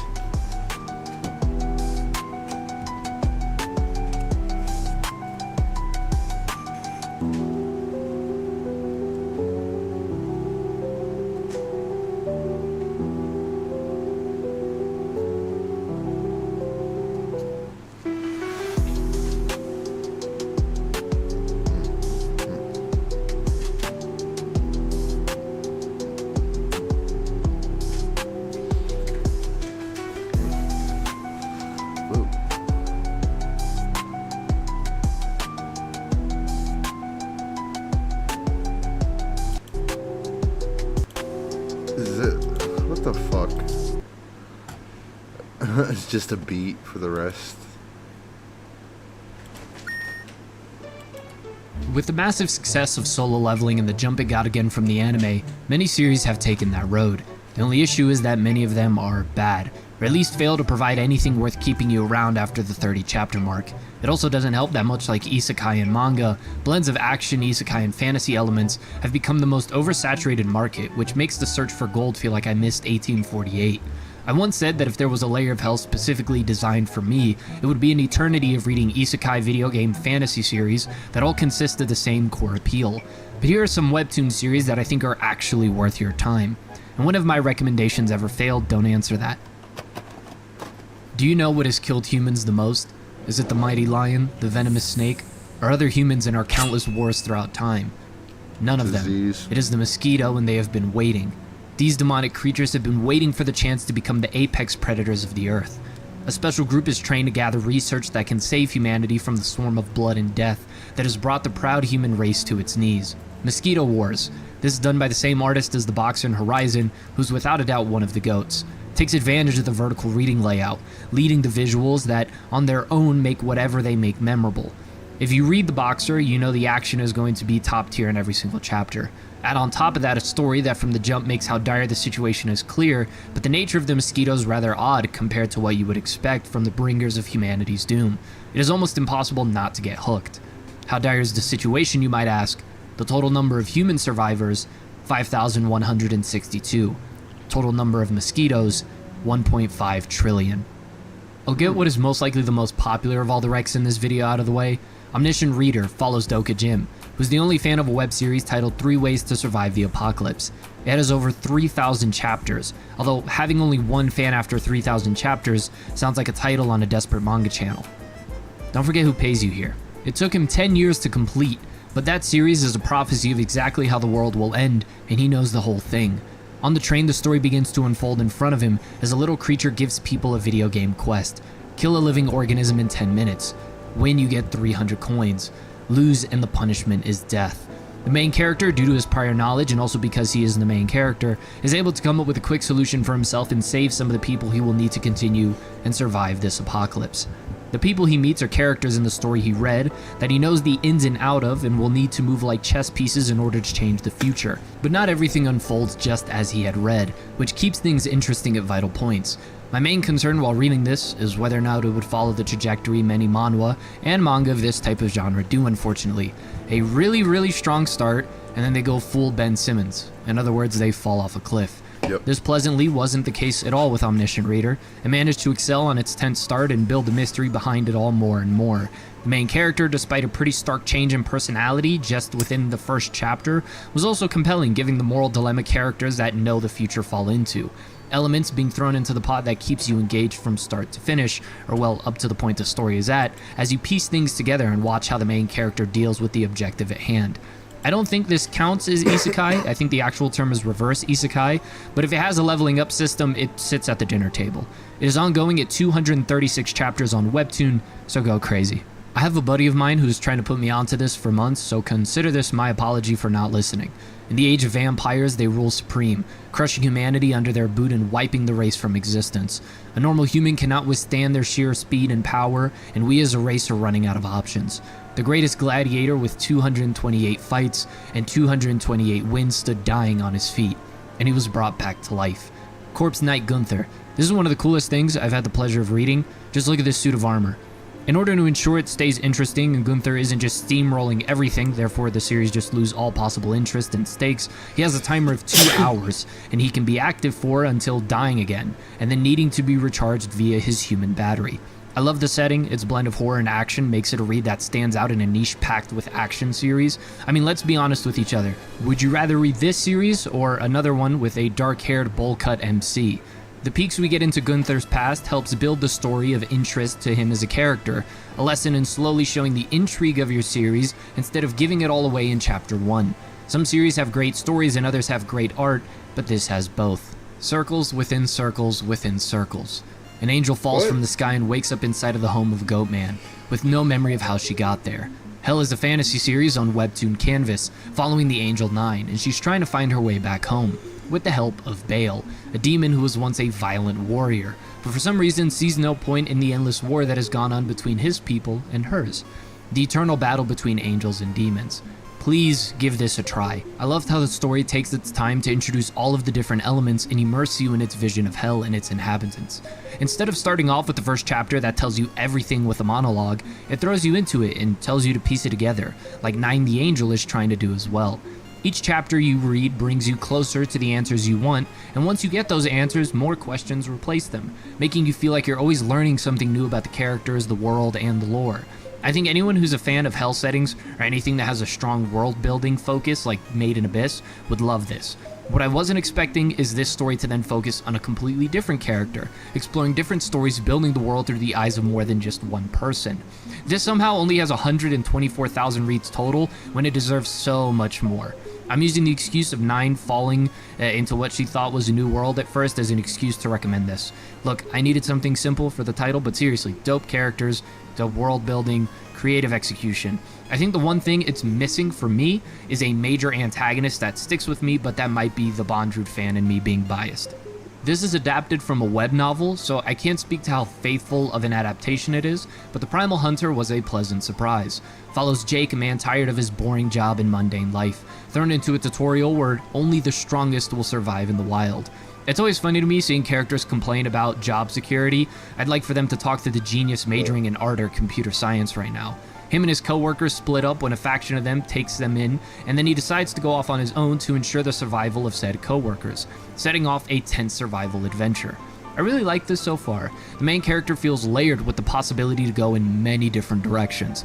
I was worried once he unlocked his unique ability, something on the checklist of every Isekai MC, that it would lose me quickly. But it never lost its feeling of stakes and risks, hence, again, survival. Like, you can't list yourself a survival series and not have survival. It's not just the main character. Thankfully, there are other characters who also feel active and growing, and not just people that exist to fill certain roles. The survival aspect isn't ruined every 5 seconds by cheap rehashes of comedy, taking away from any sense of danger, and it does a good job of ending off with a cliffhanger each chapter to keep momentum of the read going. It feels like the isekai elements of the premise isn't a weak pillar holding the whole thing up. It takes a backseat to the main character, one that I'm actually interested in and where he will end up as the story goes on, along with strong moments of foreshadowing. If there are two things that do bother me at times, even though I complimented it for not having too much comedy, the dialogue. The main character will encounter beings of immense power and they speak so casually. Imagine speaking to a being of immortality that's lived for God knows how long and he goes, "What's up, homie?" It just takes me out of the moment a bit, and I also think the art is a bit safe. I understand it's an adaptation, so if it's being faithful, then okay, but a series with such intensity, I think having an art style that would then match said intensity and tone would be very appreciated. Despite those two complaints, I definitely think this is worth your time. Hardcore Leveling Warrior, I read a few years ago, and I felt like a refresher was in order since you always run the gamble of things being much better in your memory. It's always nice when it brings you the same excitement and awe as before. Hardcore Leveling Warrior is a lesson in why treating others nicely and not making too many enemies is vital. The main character clearly missed the memo. He is the strongest in this game world where your currency can translate into real money. But since he's unstoppable, he doesn't have to worry about paying his debts in-game. Wouldn't that be dope if you could get out of taxes by boxing an IRS agent? Sorry, intrusive thoughts. The time comes where he is then jumped, and a mysterious person takes everything he has, forcing him to start from the beginning. Lucky for him, someone with a lot of money needs his expertise and can help him paying off his debts, as well as there's somebody else who's like super strong and just has a crush on the person for some reason, as well as his game knowledge actually helps him survive through a lot of this stuff. Of course, the premise, the characters, and action matter, but if your series isn't depending on a super complicated plot and top-tier mystery, then please do something visually that makes it feel like I'm not reading the same thing over and over again. And Hardcore Leveling does that. I love the art and the designs, which translates into the action and expression of the characters. You don't understand how many times I've read through a manga or manhwa and I thought, wow, this scene would be so much better if the characters would just shut the fuck up. Now, to be completely transparent, it's not as artistically ambitious as, say, Helper or Beetle Hands, which is another really underrated horror recommendation, by the way, but it's a massive step in the right direction. I also think the story did a good job of making the main character dislikable enough to make it satisfying. He got what he deserved in the beginning, but not to the point where I don't care for his growth and interaction with the other characters. It's really satisfying to see how he changes with the group that he's a part of, and I have to employ elements of strategy and not just purely overpowering everything he runs into. From isekai back to fantasy and action, I would like to present Ghoul. Why in the name of my glorious King Brock Bowers did I not hear about this? I don't know. It isn't the most obscure thing by any means, but for something this awesome in terms of art and action, I'm surprised I haven't been spam recommended in each of my videos. Best way to recommend me something, by the way. I'm not joking. The amount of videos I made because people have been recommending a series for like 100+ days. Shout out to all of you. Ghoul is a little orc from a village who loves mountain climbing. But up in his hideout, he gets knocked down a cliff and helps a dark elf being hunted by 2 demons. This takes them back to the village, where then the 2 strongest orcs fend off the demon general and kill the vice general. And off the bat, I must say this has some of the best action I have ever seen. Impact and weight is felt with every panel, and some of the best usage of perspective I've seen in any action manhwa or manga. Ghoul has to accompany the elf back, and a larger danger is building up, potentially bringing about another war like the one that took place many, many years ago. Ghoul himself is full of energy and potential, but he's also incredibly dumb, which, as you can guess, gets him into a lot of unfortunate circumstances. But it keeps the series fun and entertaining during its more downtime moments. Good luck finding a more fun action series. It isn't the most complicated, it isn't the most convoluted thing ever, it's just a lot of fun, and I think you should read it. If you like Parasite the Maxim, Jigan, Kaiju number 8, and real quick, some manhwa examples, Shotgun Boy, and then Sweet Home, although that one's a bit of a stretch, then I think you will really enjoy Insector. Creatures known as Insectors are terrorizing humanity, hunting and eating them, except for the Black Ant, the Kinslayer. An unfortunate high school student is our main character, and his body is filled to the brim with ants that escape through a hole in his neck, which he keeps covered up. In order to satiate their and his hunger, he hunts down his own kind and uses them for food instead. The ants create a suit that looks like the Black Power Ranger fused with the Berserker armor, but nonetheless, he seemingly has no moral or heroic reason at the beginning of the story, he just does this in order to survive, as if he goes too long without eating, the ants then eat him, which is an extremely painful thing to go through. This is one I plan to keep my eye on, since the growth of the main character is something I'm very interested in, as I doubt he'll stay like that for the rest of the series. Because what happens if he deals with all the Insectors? What happens to him? Will he find some sort of purpose in all of this? Reasons to live and just do something beyond surviving? As well as answers as to why people are turning into Insectors in the first place, the mystery behind the main character, and the Apex Insects, who are set up as the big bad faction. Overall, I think this is a very easy series to get into and deserves a bit more recognition. Once again, you can find all of these on the Webtoon app, and I do think they are each worth trying. If you have any that you would like me to read, comment it down. I gotta check that out. What did he say it was called? The Webtoon app? Webtoon? I'd be bored of spending too much time on the internet anyways, right? Webtoon comics.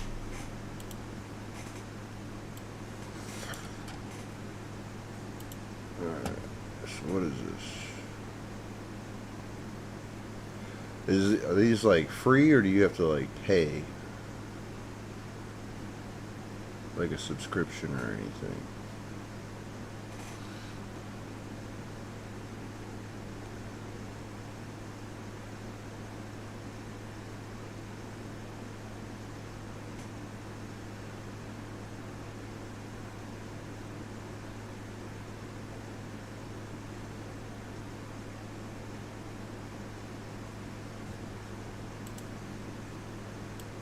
Keep that in mind.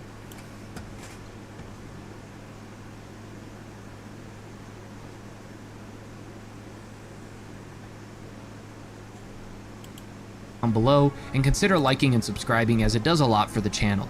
This has been The Masked Man. Hope everyone has a blessed rest of the day, and peace.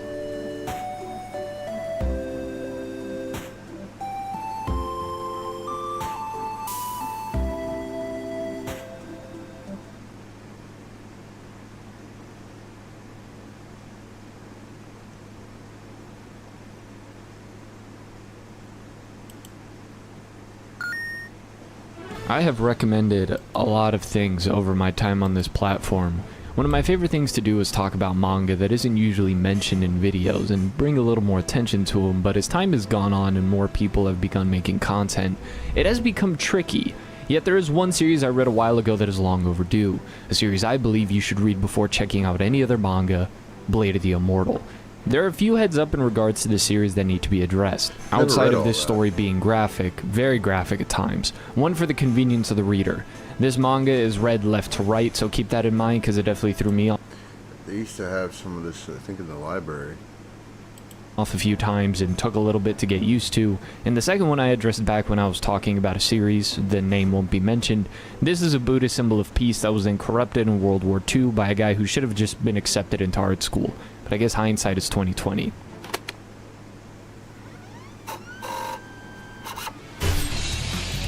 Crazy enough, that symbol is actually a medicine sign among some native tribes.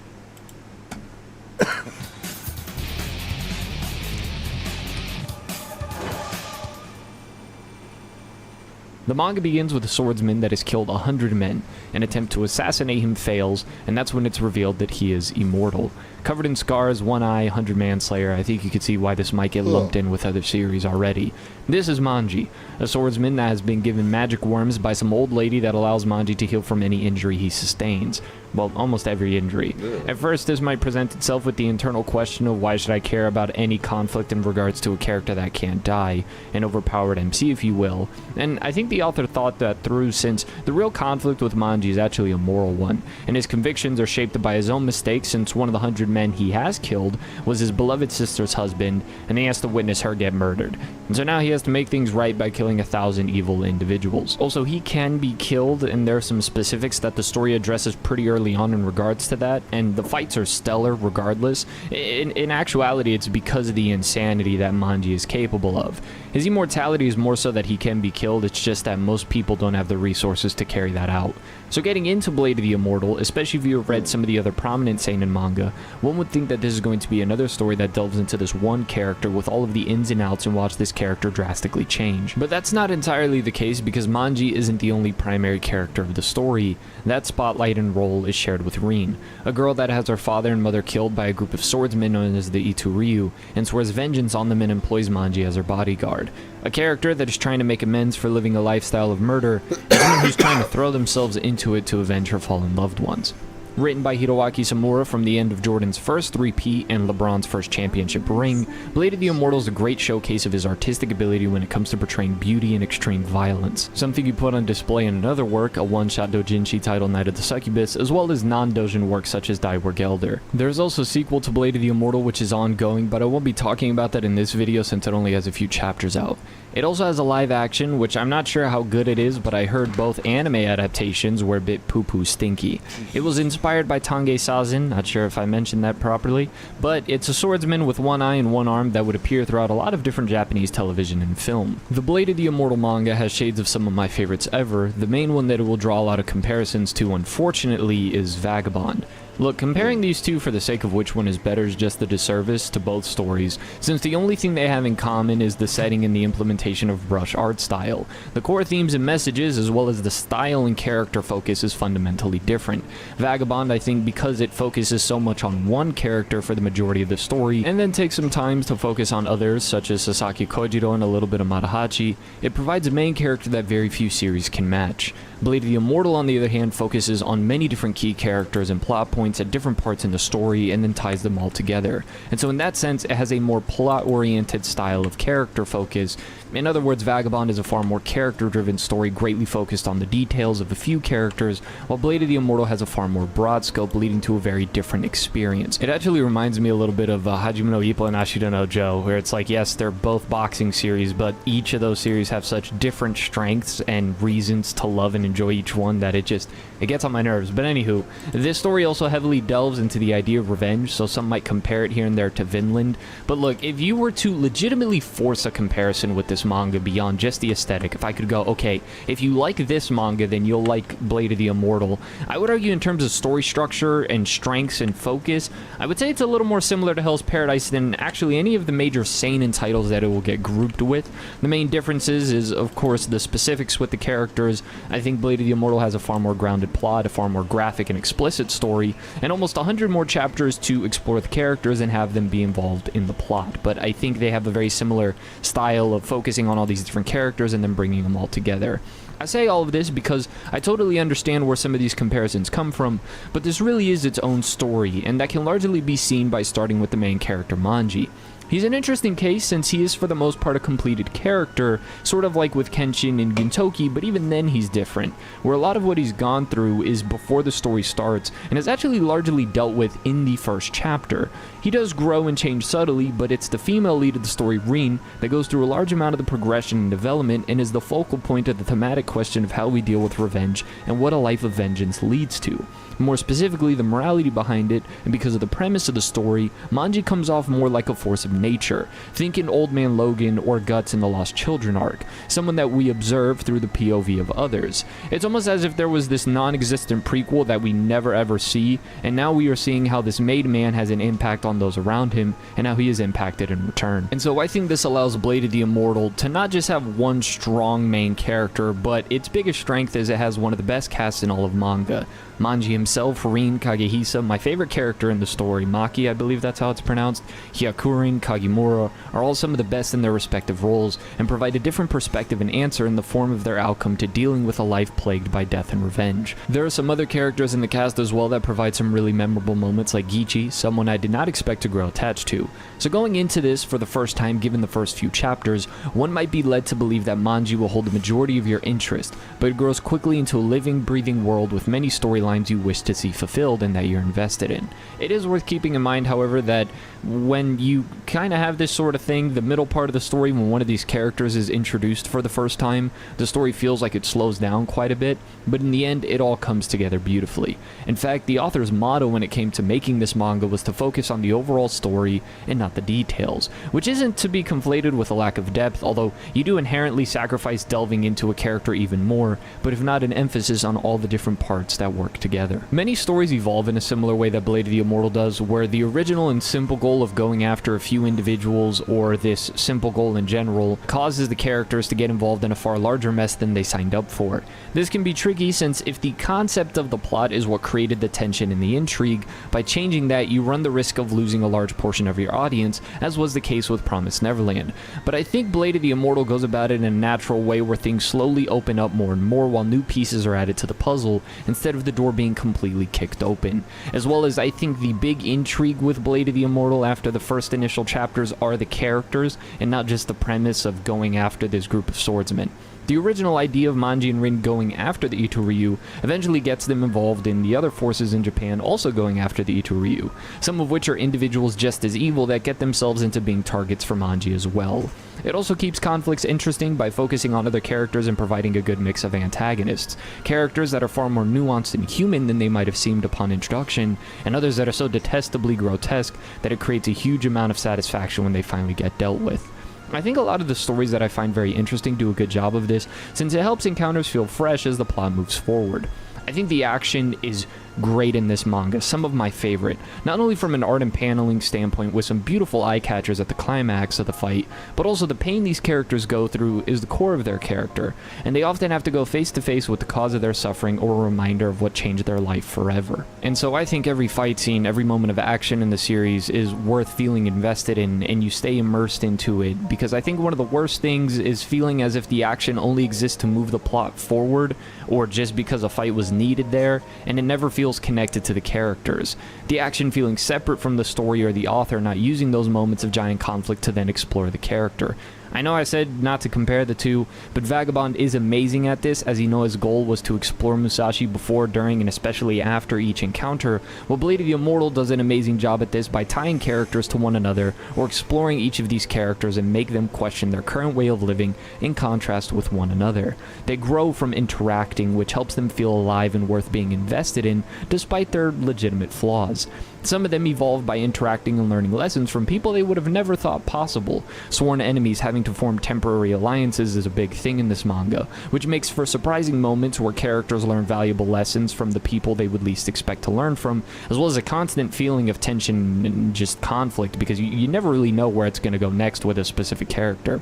With there also being a mix of romance and romantic tragedy as well as pure tragedy, the author makes it so that you never really know what to expect in general in regards to the outcome of said characters while you read it. So if you're tired of reading manga where characters feel like unrealized potential, then I think Blade of the Immortal would be a breath of fresh air. I think at its best, this is a fantastic manga with a wonderful cast of characters that seem to always shift as the plot progresses, memorable characters with some moments that will stay with you for a very long time, and at worst, it's a cool story about a badass immortal swordsman and a maturing female lead trying to get revenge on a samurai group, and the powers that be. Personally, I believe the story has a lot more than that to offer, especially because of its themes, dealing with the passing of ages and traditions, as seen with Kagehisa, finding a way to create a new life and move on from the pains of the past with pretty much every damn character in the series, and living a life of redemption as seen with Manji, Gichi, and Hyakuren. There's a strong overlap with various messages, more than the ones I just listed, that all come together and answer the question of what gives life meaning, and other questions as well, such as what we can do to add meaning when we feel like there's no chance for hope or purpose. Especially for a man that can live for hundreds of years if he so chooses. How much are you willing to go through in order to see your dreams fulfilled, and what lines are you willing to cross to complete your revenge?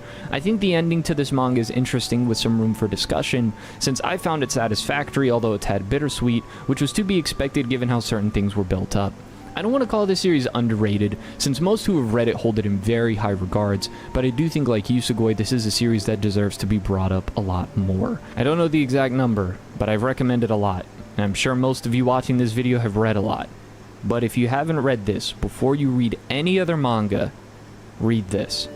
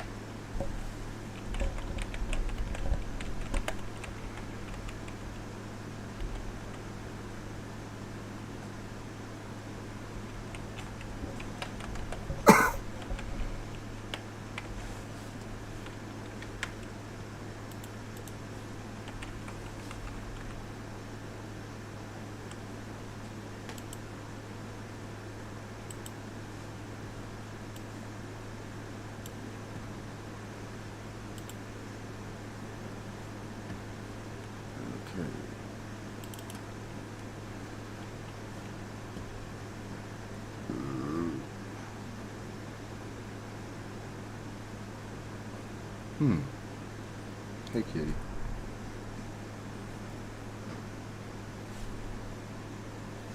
Alright, let's check this out.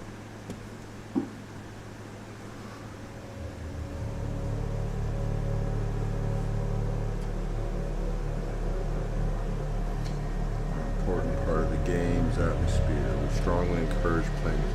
Oh my god. Oh no.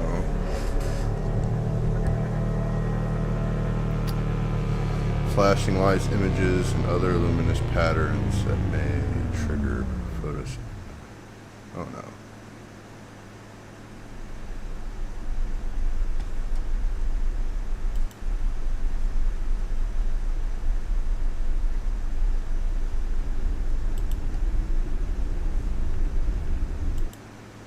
Sorry, one sec.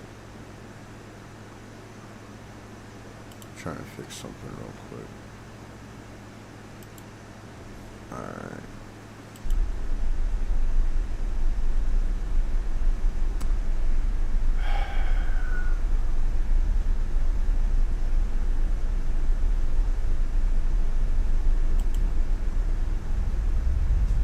Alrighty, guys.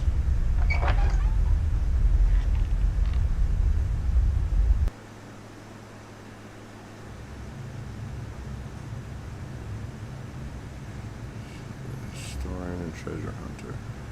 You play as a historian and treasure hunter since childhood. You've been fascinated by tales of lost paintings, gold taken during the war, and stolen jewels. However, so far, the only things you've managed to find are a few 19th century coins and other items worth only a few pennies at the local antique shop. For some time now, you've been researching the history of an aristocratic family from the turn of the 19th and 20th centuries, which lost a significant portion of its wealth due to a theft. The family never recovered financially after that loss. Friends and relatives were suspected and bad luck was blamed. An innocent person was wrongfully condemned. However, what truly captured your attention were the tragic events that unfolded in the nearby workers' village, nestled at the foot of the aristocratic estates. In the years following the theft, disappearances, and other unsettling occurrences, today the village is nearly abandoned. During your preparations for the journey, you read a lot about the history of the area. People's accounts mentions of encountering various ghosts appeared frequently. You've been wandering the area for the last few days, searching the house after house. The remaining locals give you suspicious looks, but no one bothers you. Who cares about crumbling, ownerless ruins and some lunatic with a backpack? Today is just another day in another house. Maybe this time your dream will come true and you'll find something worth more than an old shoe. If not, at least you'll have another story to tell. After all, having a passion is what matters most. Oh, that's nice.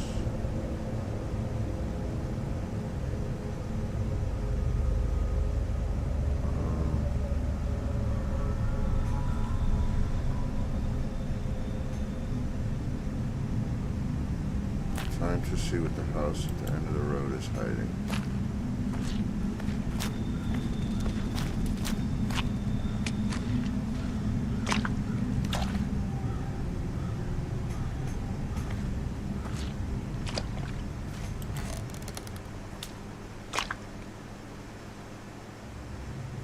This is it, the house I've been looking for.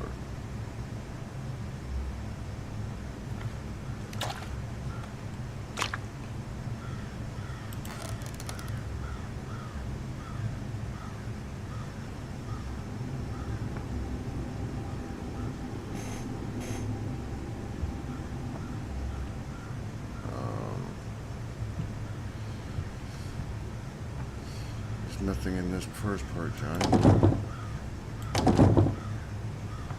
There has to be a way in.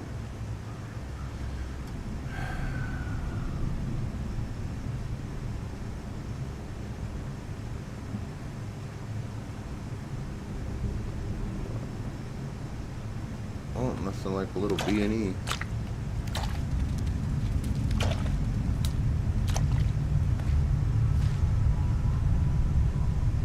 Yo. What the fuck?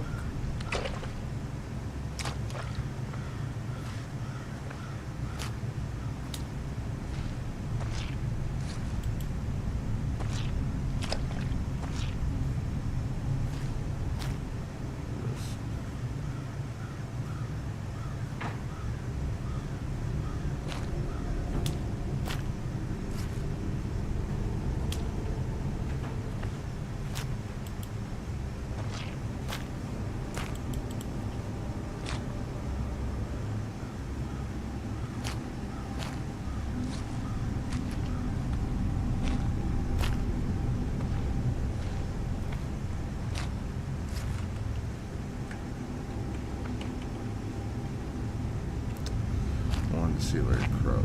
I don't know.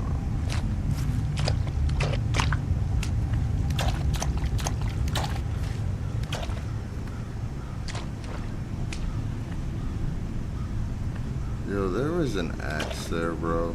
Now it's not there. That's not cool.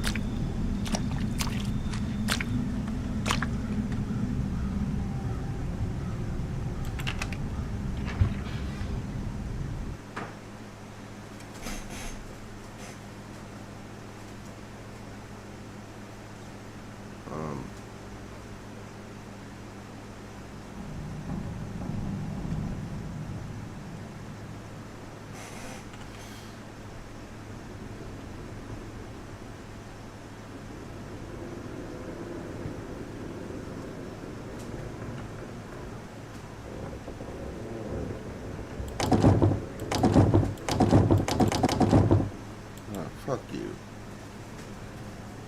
Creepy ass house. I tried everything I could to set my daughter free. Everything except telling the truth.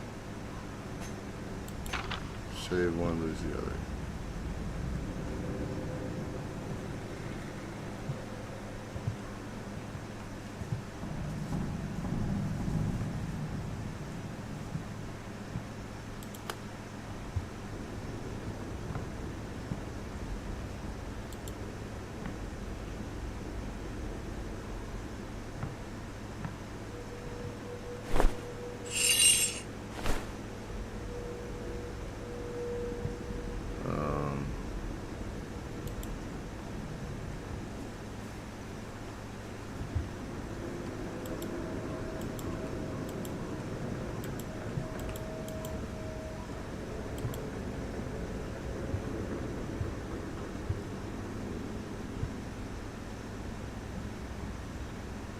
What do I do next?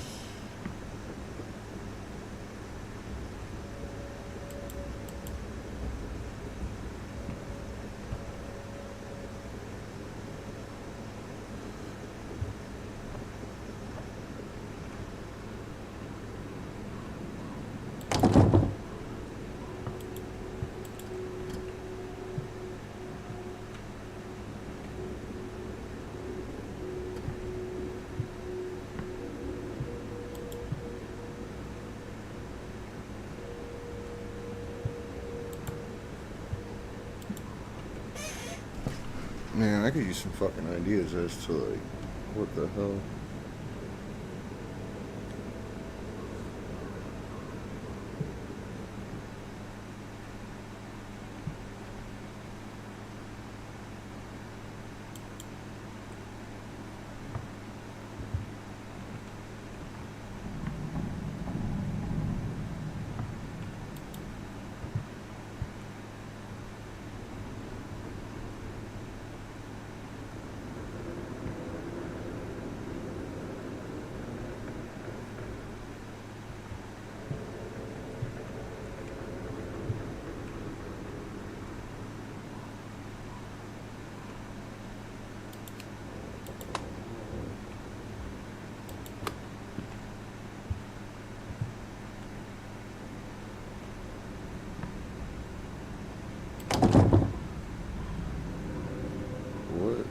I suppose. Do.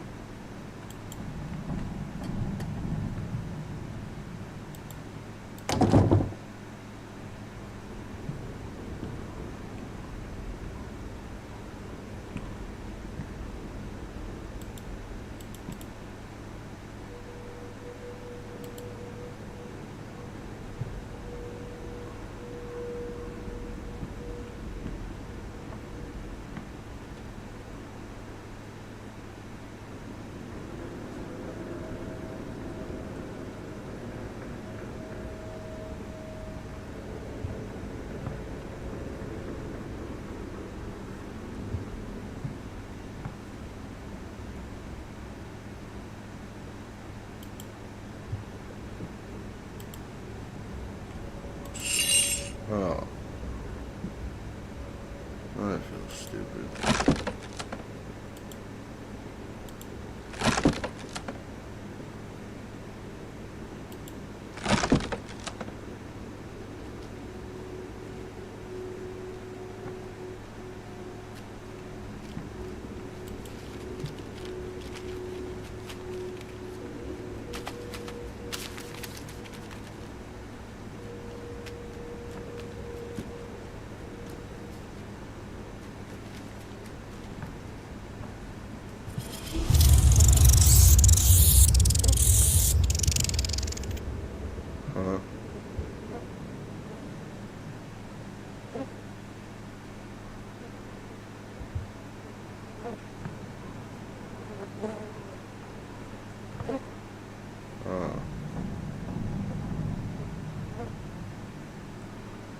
That's lovely.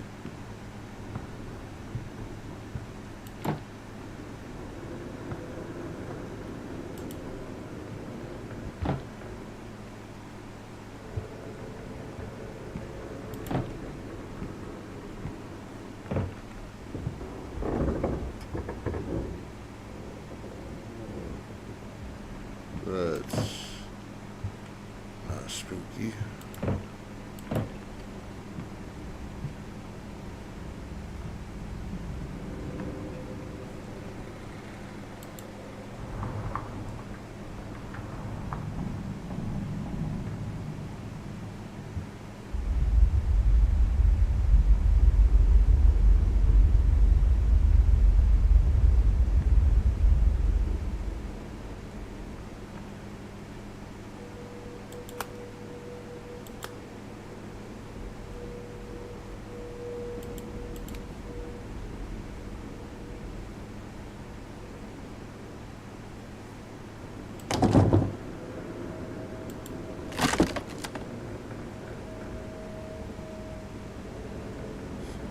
With one decision, you brought so much evil upon this house and all of us. What have you done?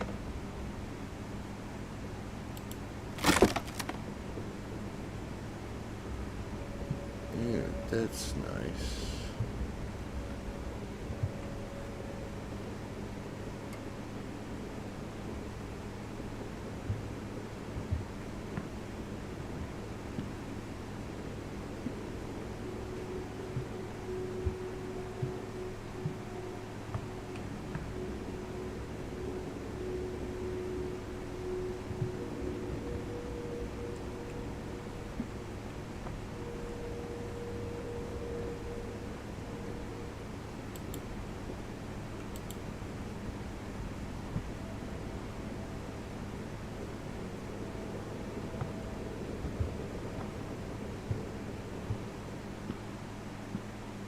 Oh, how interesting.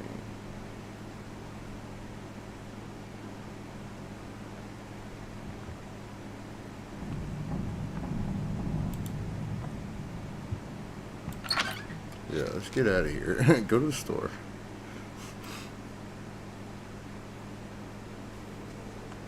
Wherever the fuck that is.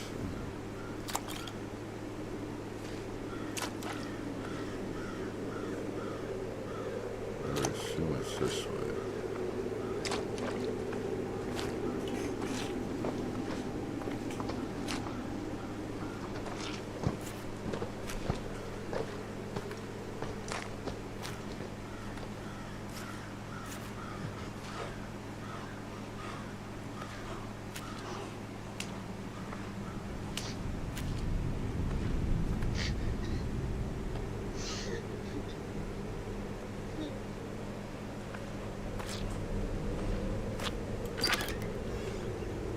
this the store?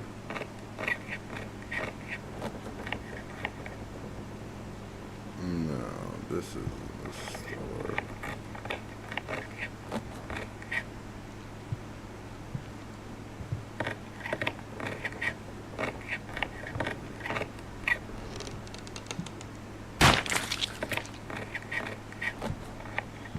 Okay, that's lovely.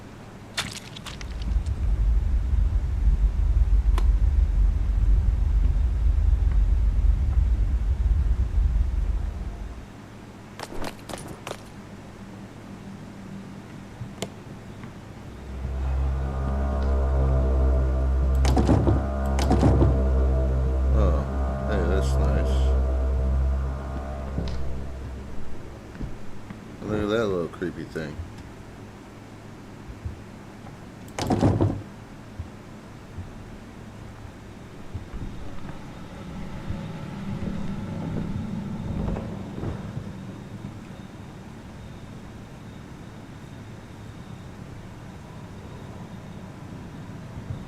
I'm confused as to what it is I am looking for.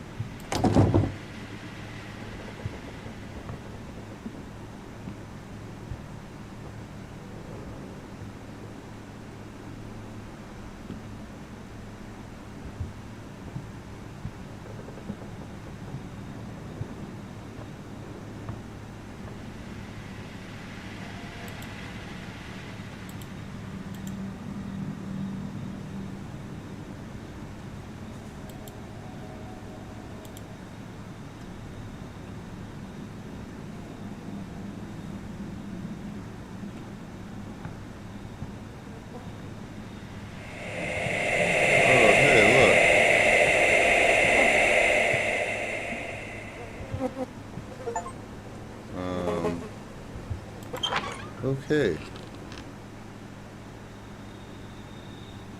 Get the fuck out of there.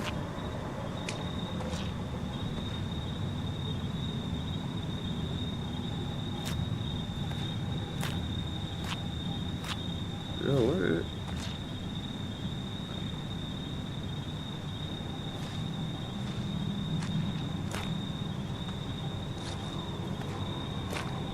What?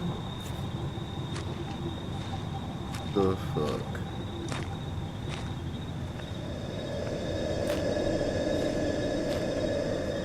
Yeah, can't go anymore that way.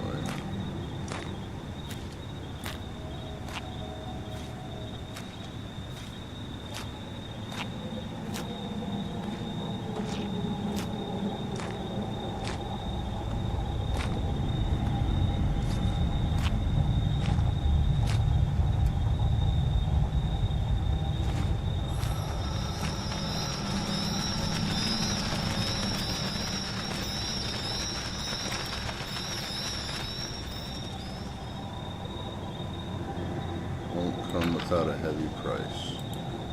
Take the knife, you jackass. God, that scared me. What are you doing on my property? Get lost and go back where you came from.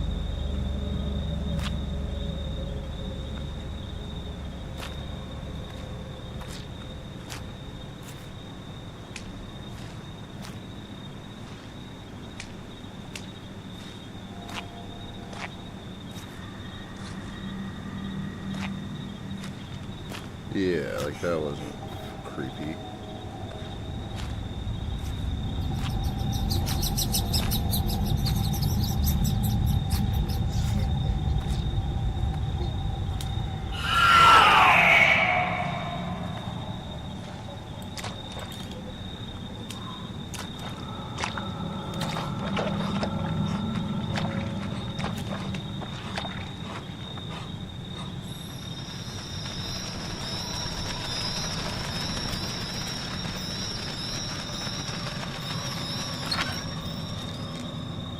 Yeah, it's pretty creepy.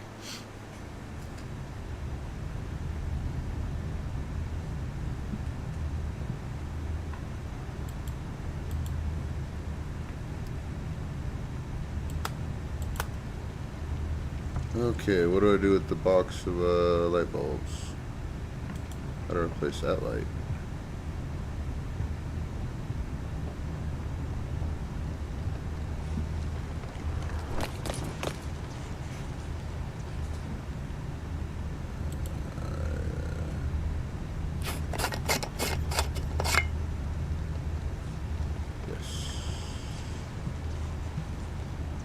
There's a light in here.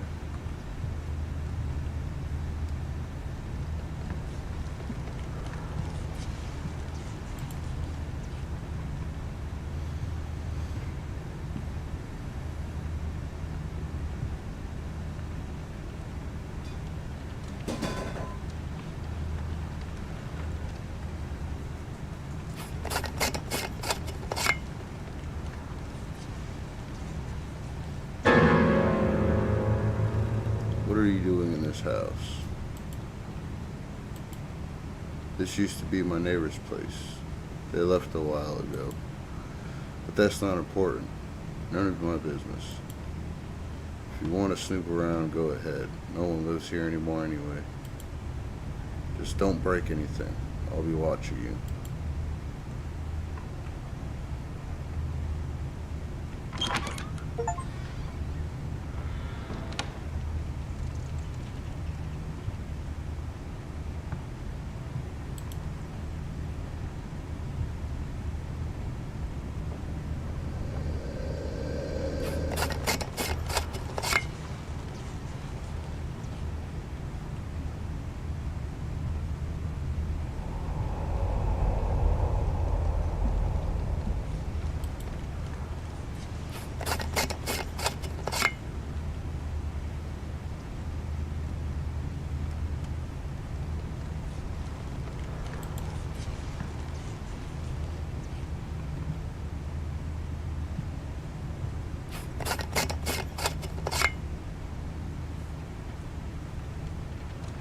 Is there a light bulb in here? Probably. But fuck that. Oh, now you're locked.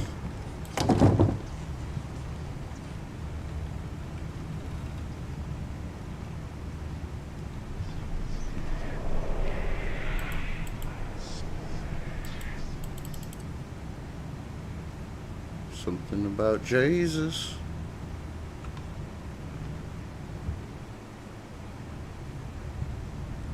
Okay, what do I do after the light bulbs? Somebody? Anybody?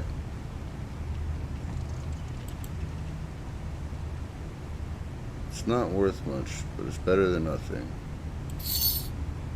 Oh, pfft. It's just something to steal.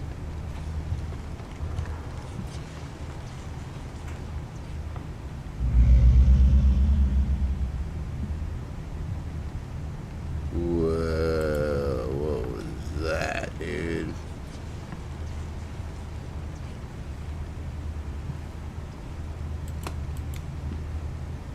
Thinks it.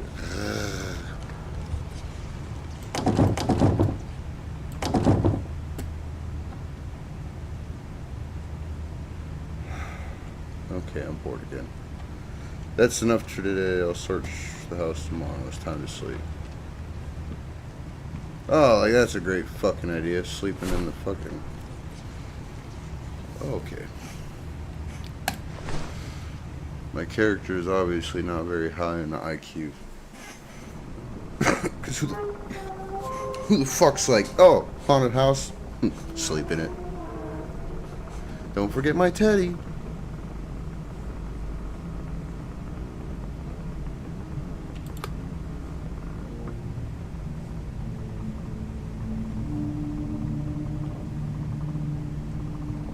What do I do now? Wipe my ass and brush my teeth?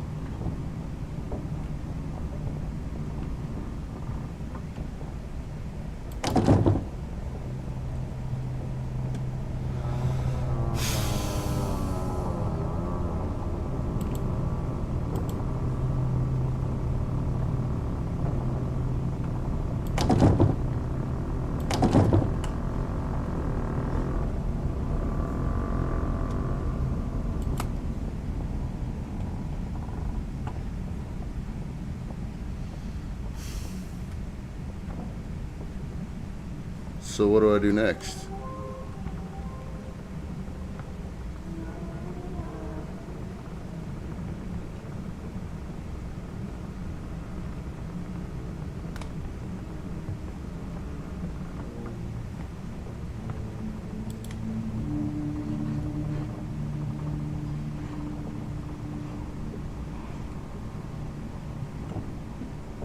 What the fuck is that noise?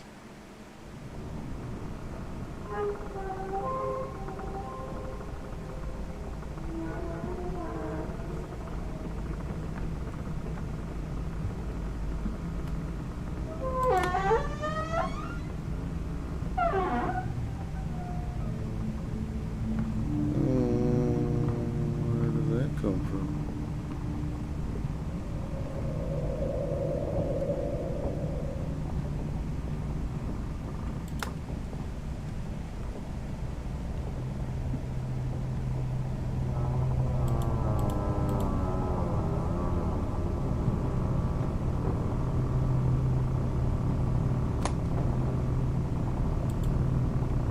I should replace it, obviously. Oh shit!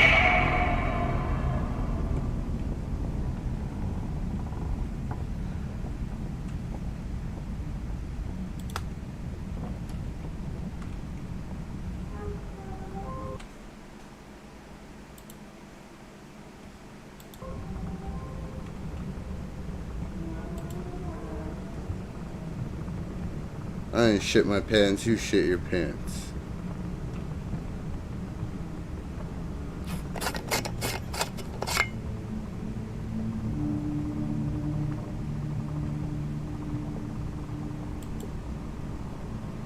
Take this and leave now before she gets you. She already did get me.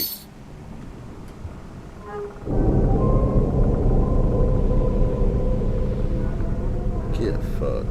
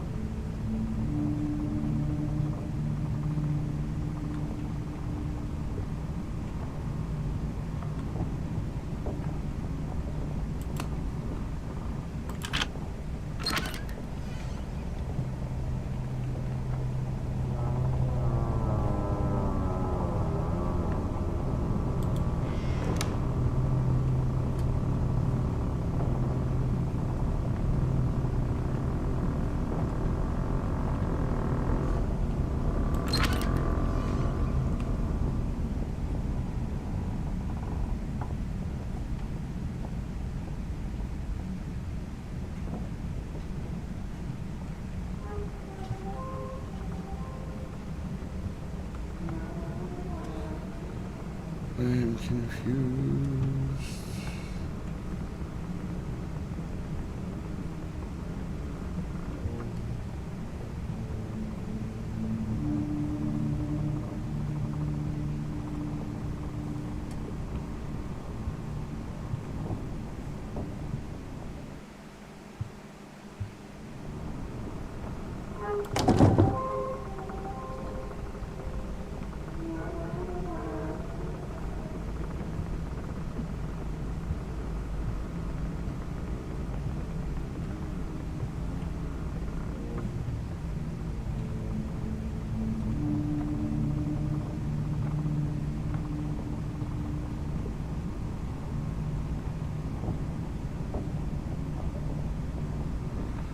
Like, what the fuck?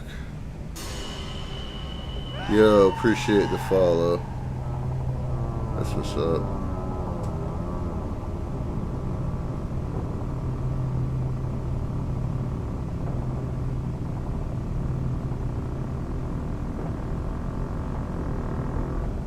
Yeah, man, I'll add you on Discord, homie. But you can also look the channel name up too on Discord. You know much about this game, bro? Cause I don't know what I'm supposed to do next.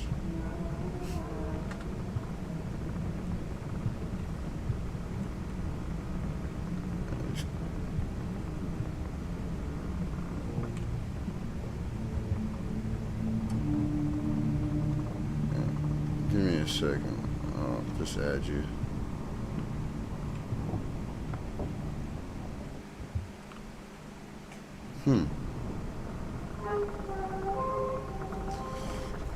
All the spooky dookie crap just keeps happening in this game.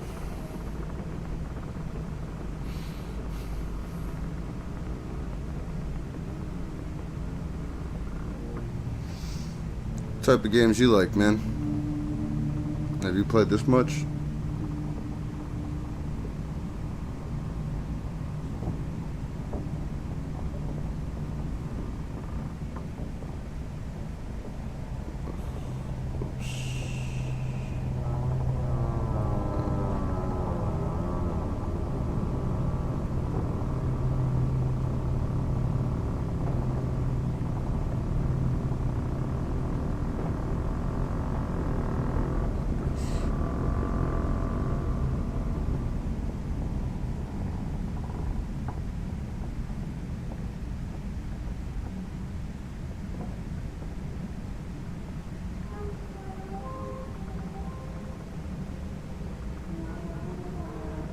I think I sent it, bro.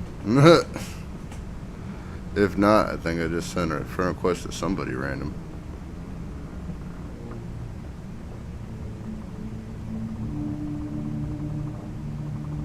Whatever, right? Alright, what the hell's going on?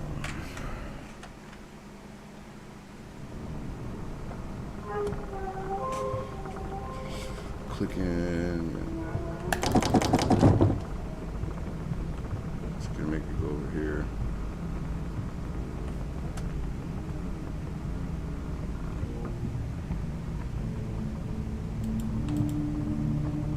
I need 2 keys.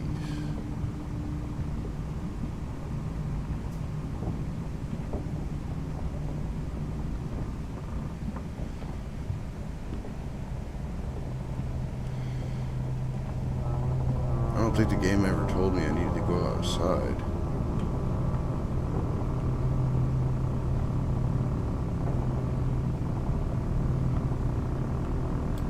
Man, I can't even do that. So what the fuck do I do? It's like, I came in here.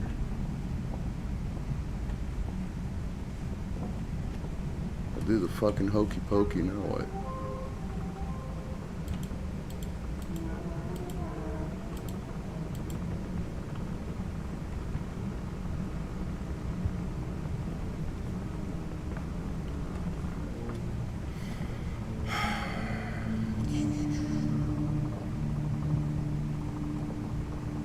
I'm gonna feel so stupid when I figure this out because the answer is probably just right in front of me. But I'm a dumbass. And I've smoked a few joints.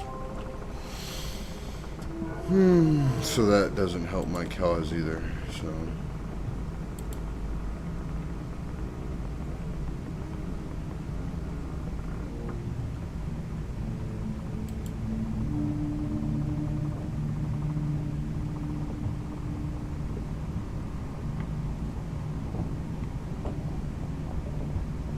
Homeboy decides to go backpacking in the middle of nowhere and not bring a flashlight.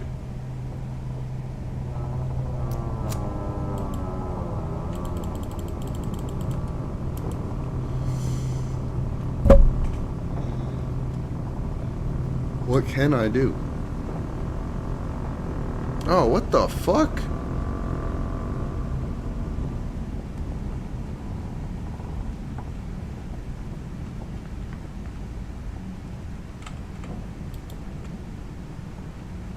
Didn't see that before.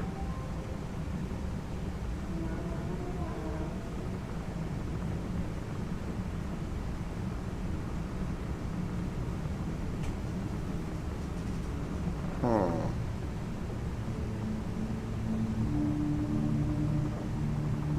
What the fuck is that shit?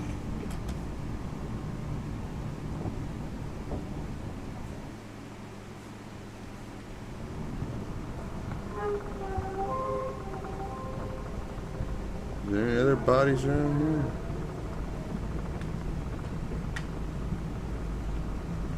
Is there a stool or some shit I need to grab? Can I grab one of these? Can I grab one of these?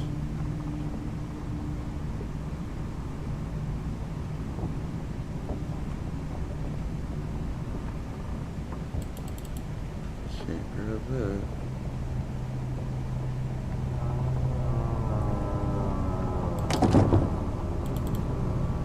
Can't use that.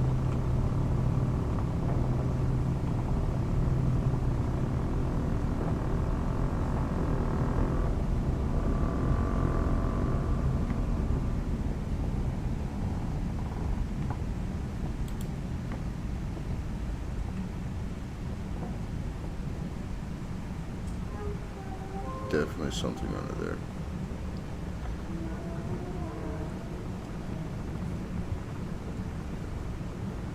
Where the fuck is... How do I move on from this?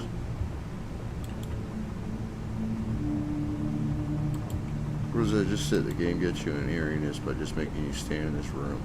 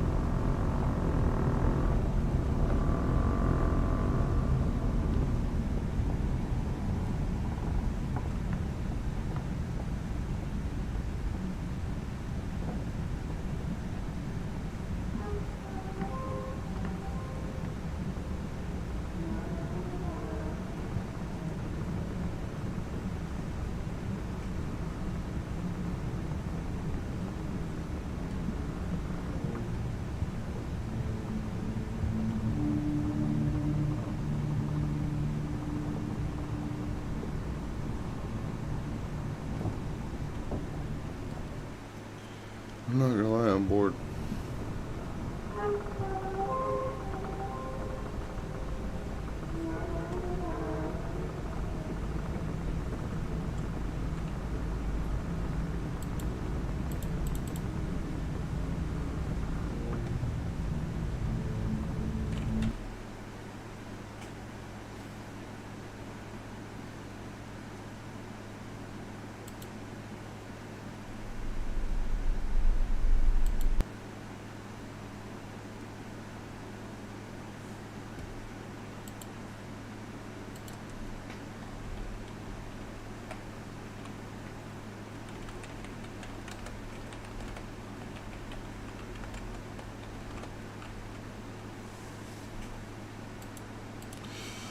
That got boring really quick.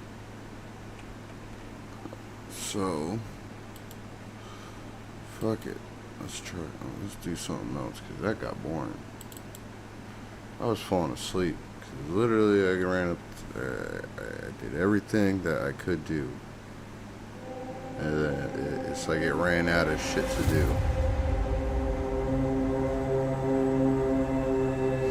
And I hate when that happens.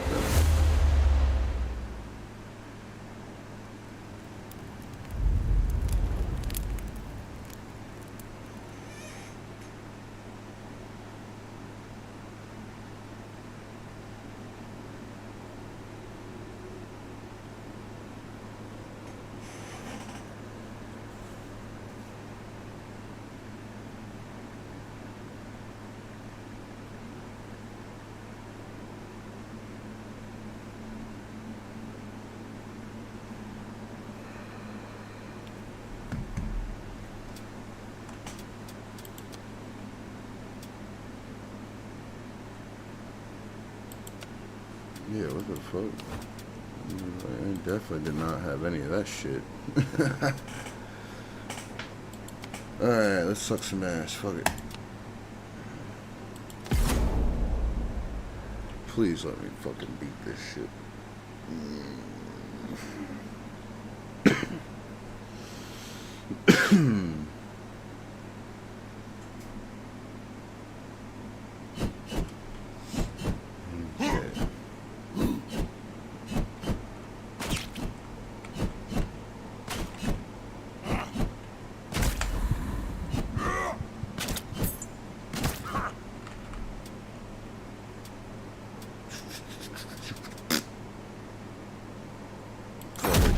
Collect the horns. Just want to get this shit.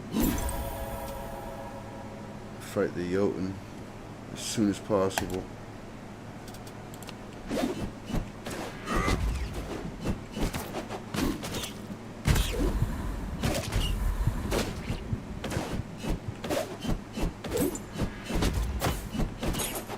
Alright, you bastard. Your mama's a bitch.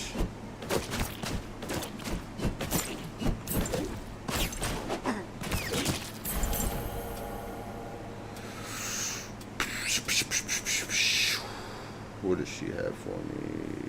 Reroll. What does he have for me? Do lightning strike.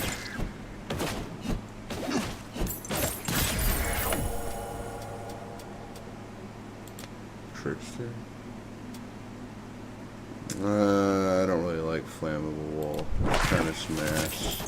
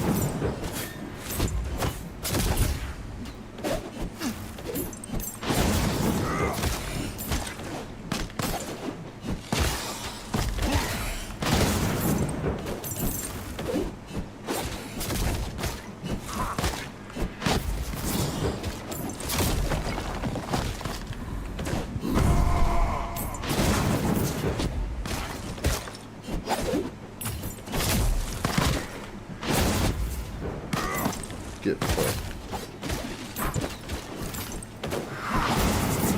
Oh shit.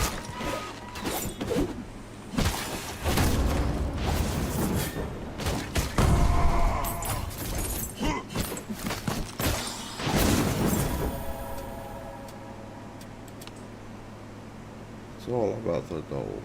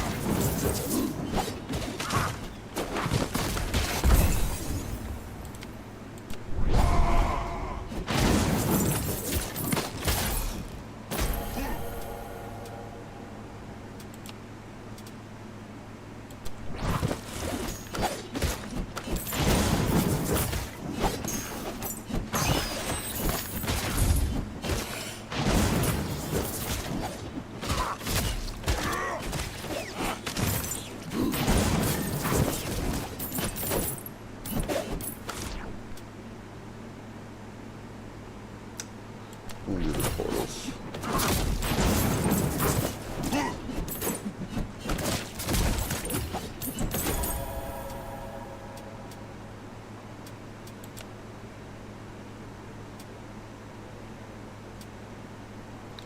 When taking a hit, stun an enemy.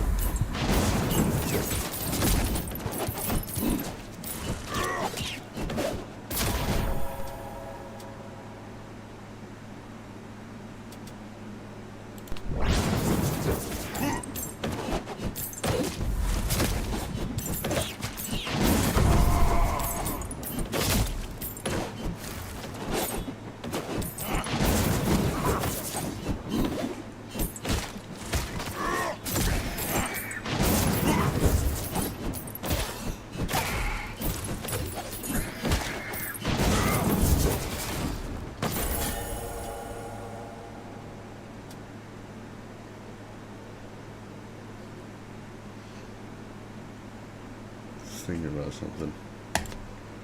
Alrighty.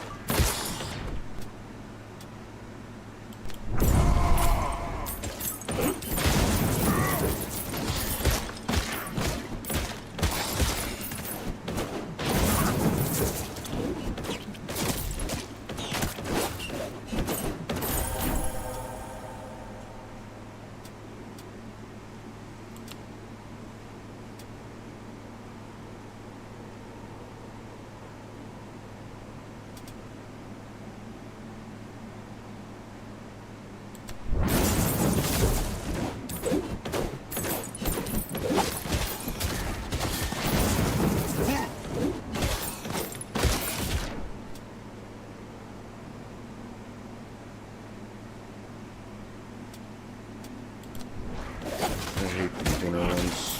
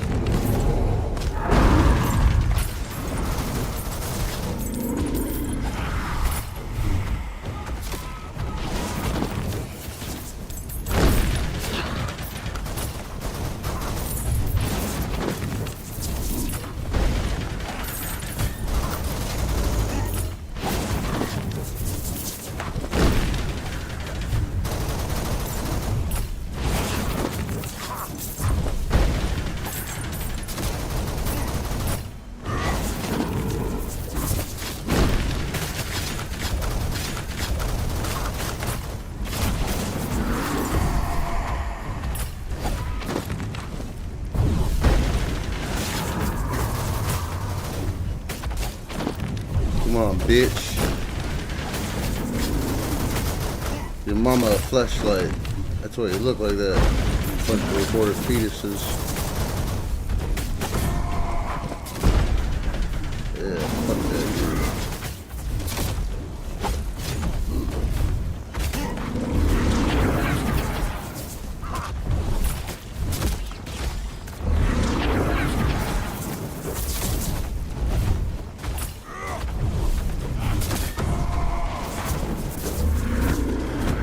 Holy shit.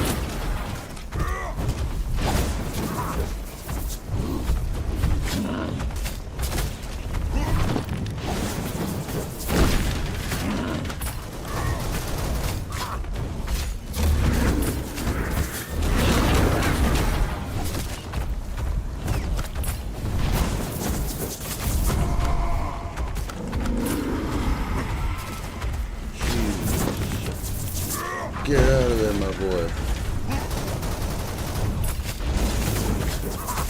Oh, we got this. It's a slow game. Oh, we're almost there. Almost there. Come on. Come on.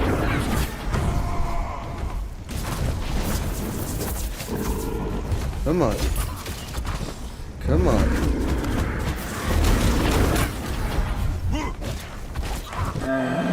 Thank you, fucking yes. Let's fucking go.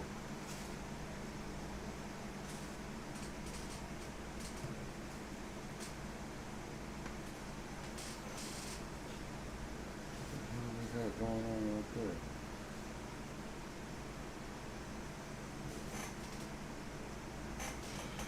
Oh, I'm so fucking happy. Yes. Yes. Flame Sister, powered by fire. Oh, okay. Fanatical in their devotion to Loki's trickery and ingenuity to foe.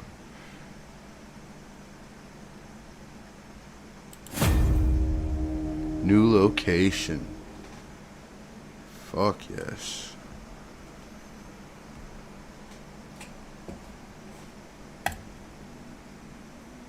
Okay. New god unlocked. Odin.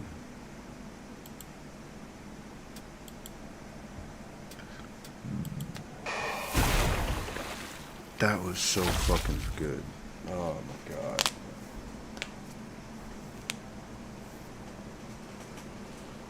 I fucking tell you what, son. Get my ass whooped.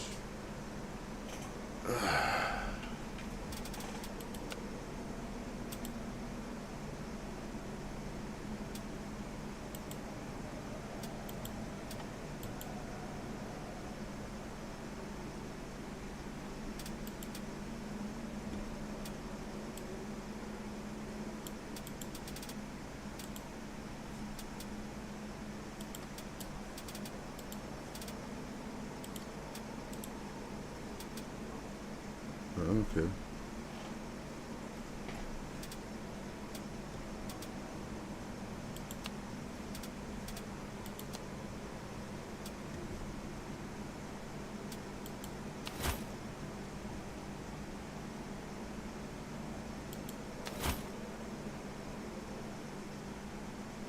Ever-burning soul randomly bursts into an enemy. It's nearby and drains their life. Wields the ability to escape from any danger.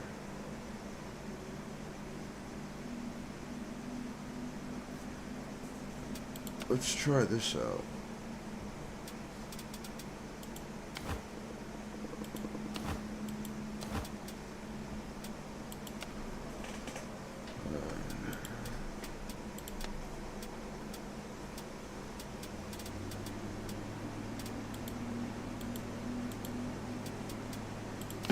Normal. Alright.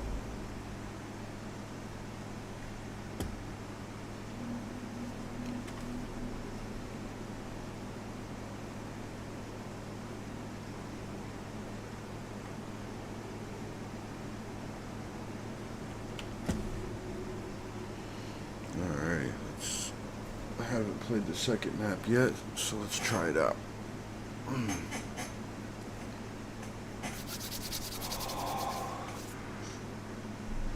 Fucking load already, bro.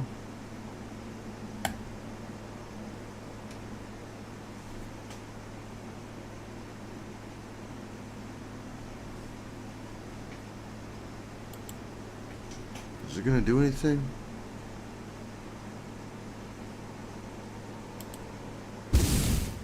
Okay. Oh, she throws daggers. That's cool.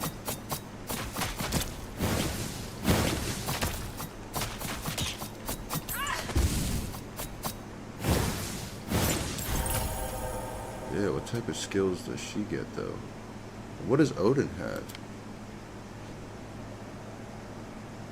Circle of Ravens. A piercing spear.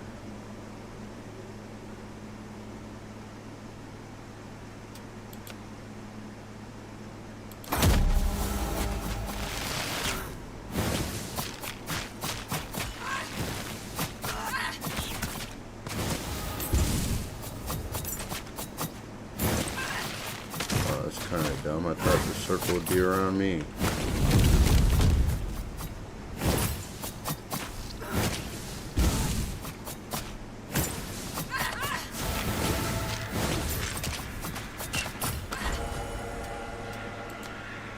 Flame Sister.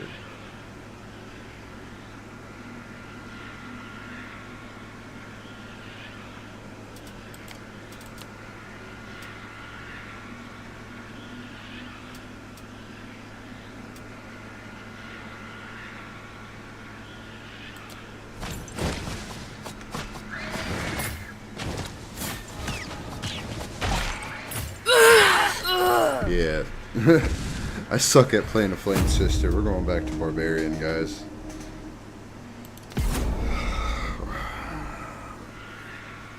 It was worth a try. Oh, did I hit play again? God damn it. Alright. Made our bed, we'll lie in it.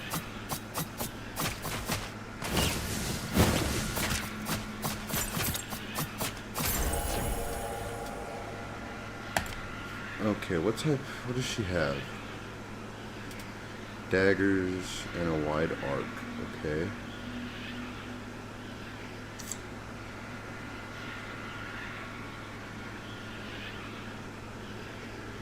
I guess we'll go with this one.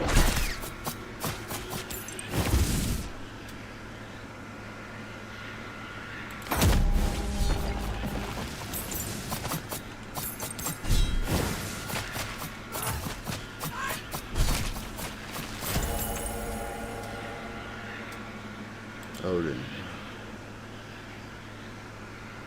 Okay, that spell ended up being ass. A warrior from Valhalla. And a rolling boulder. We'll go with the faster one.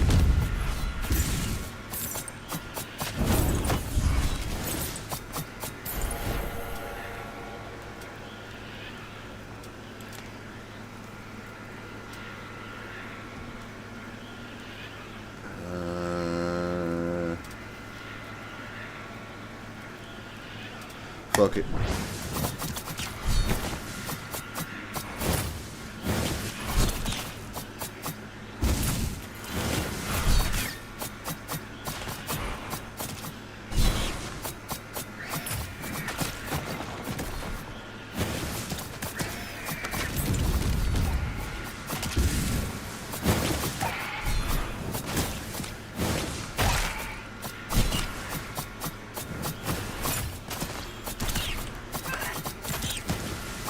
Leave me alone. Jesus fuck.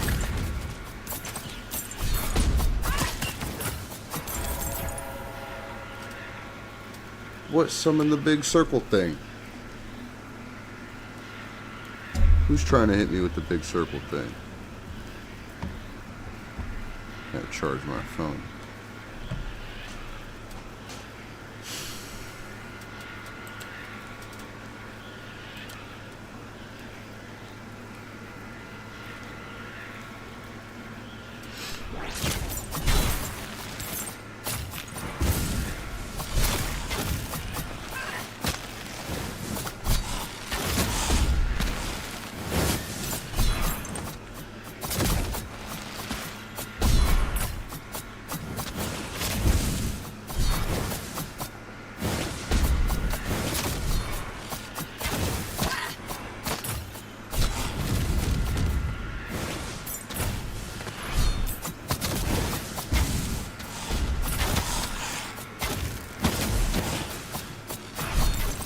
Yeah,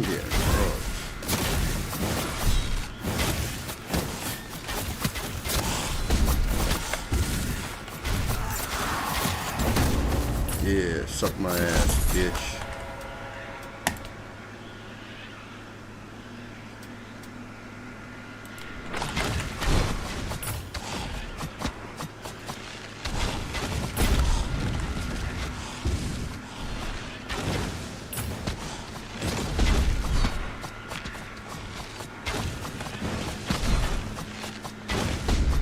I'm getting my ass. Fucking egg. God damn.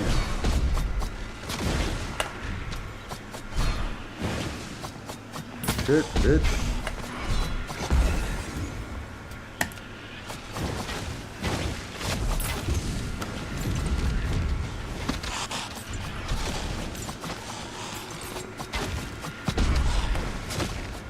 I bet you that red dot on the mini map is where the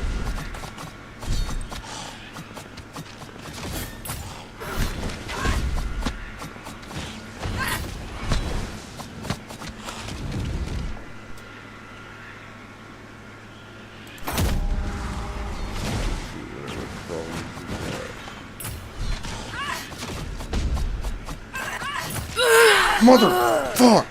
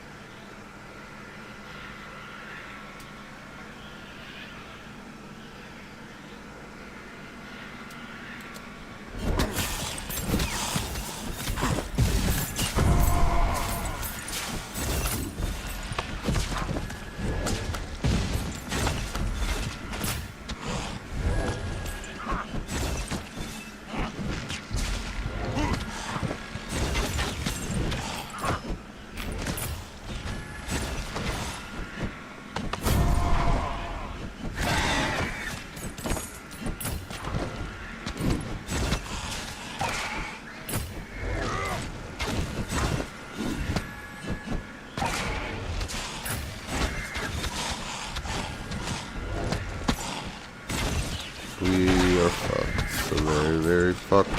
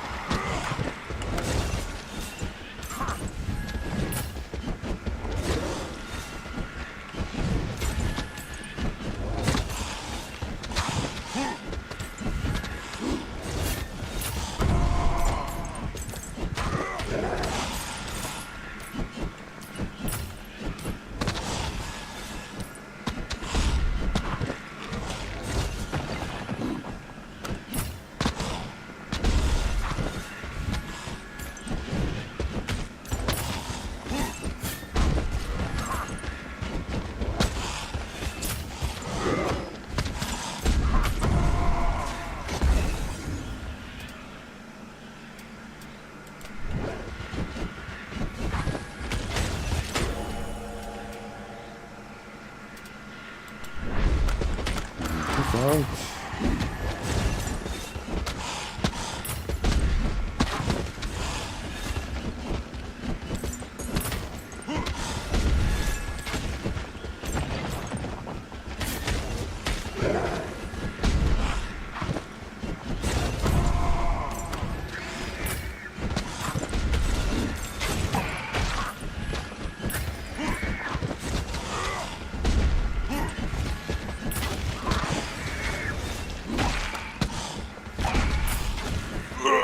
Golly, motherfucker.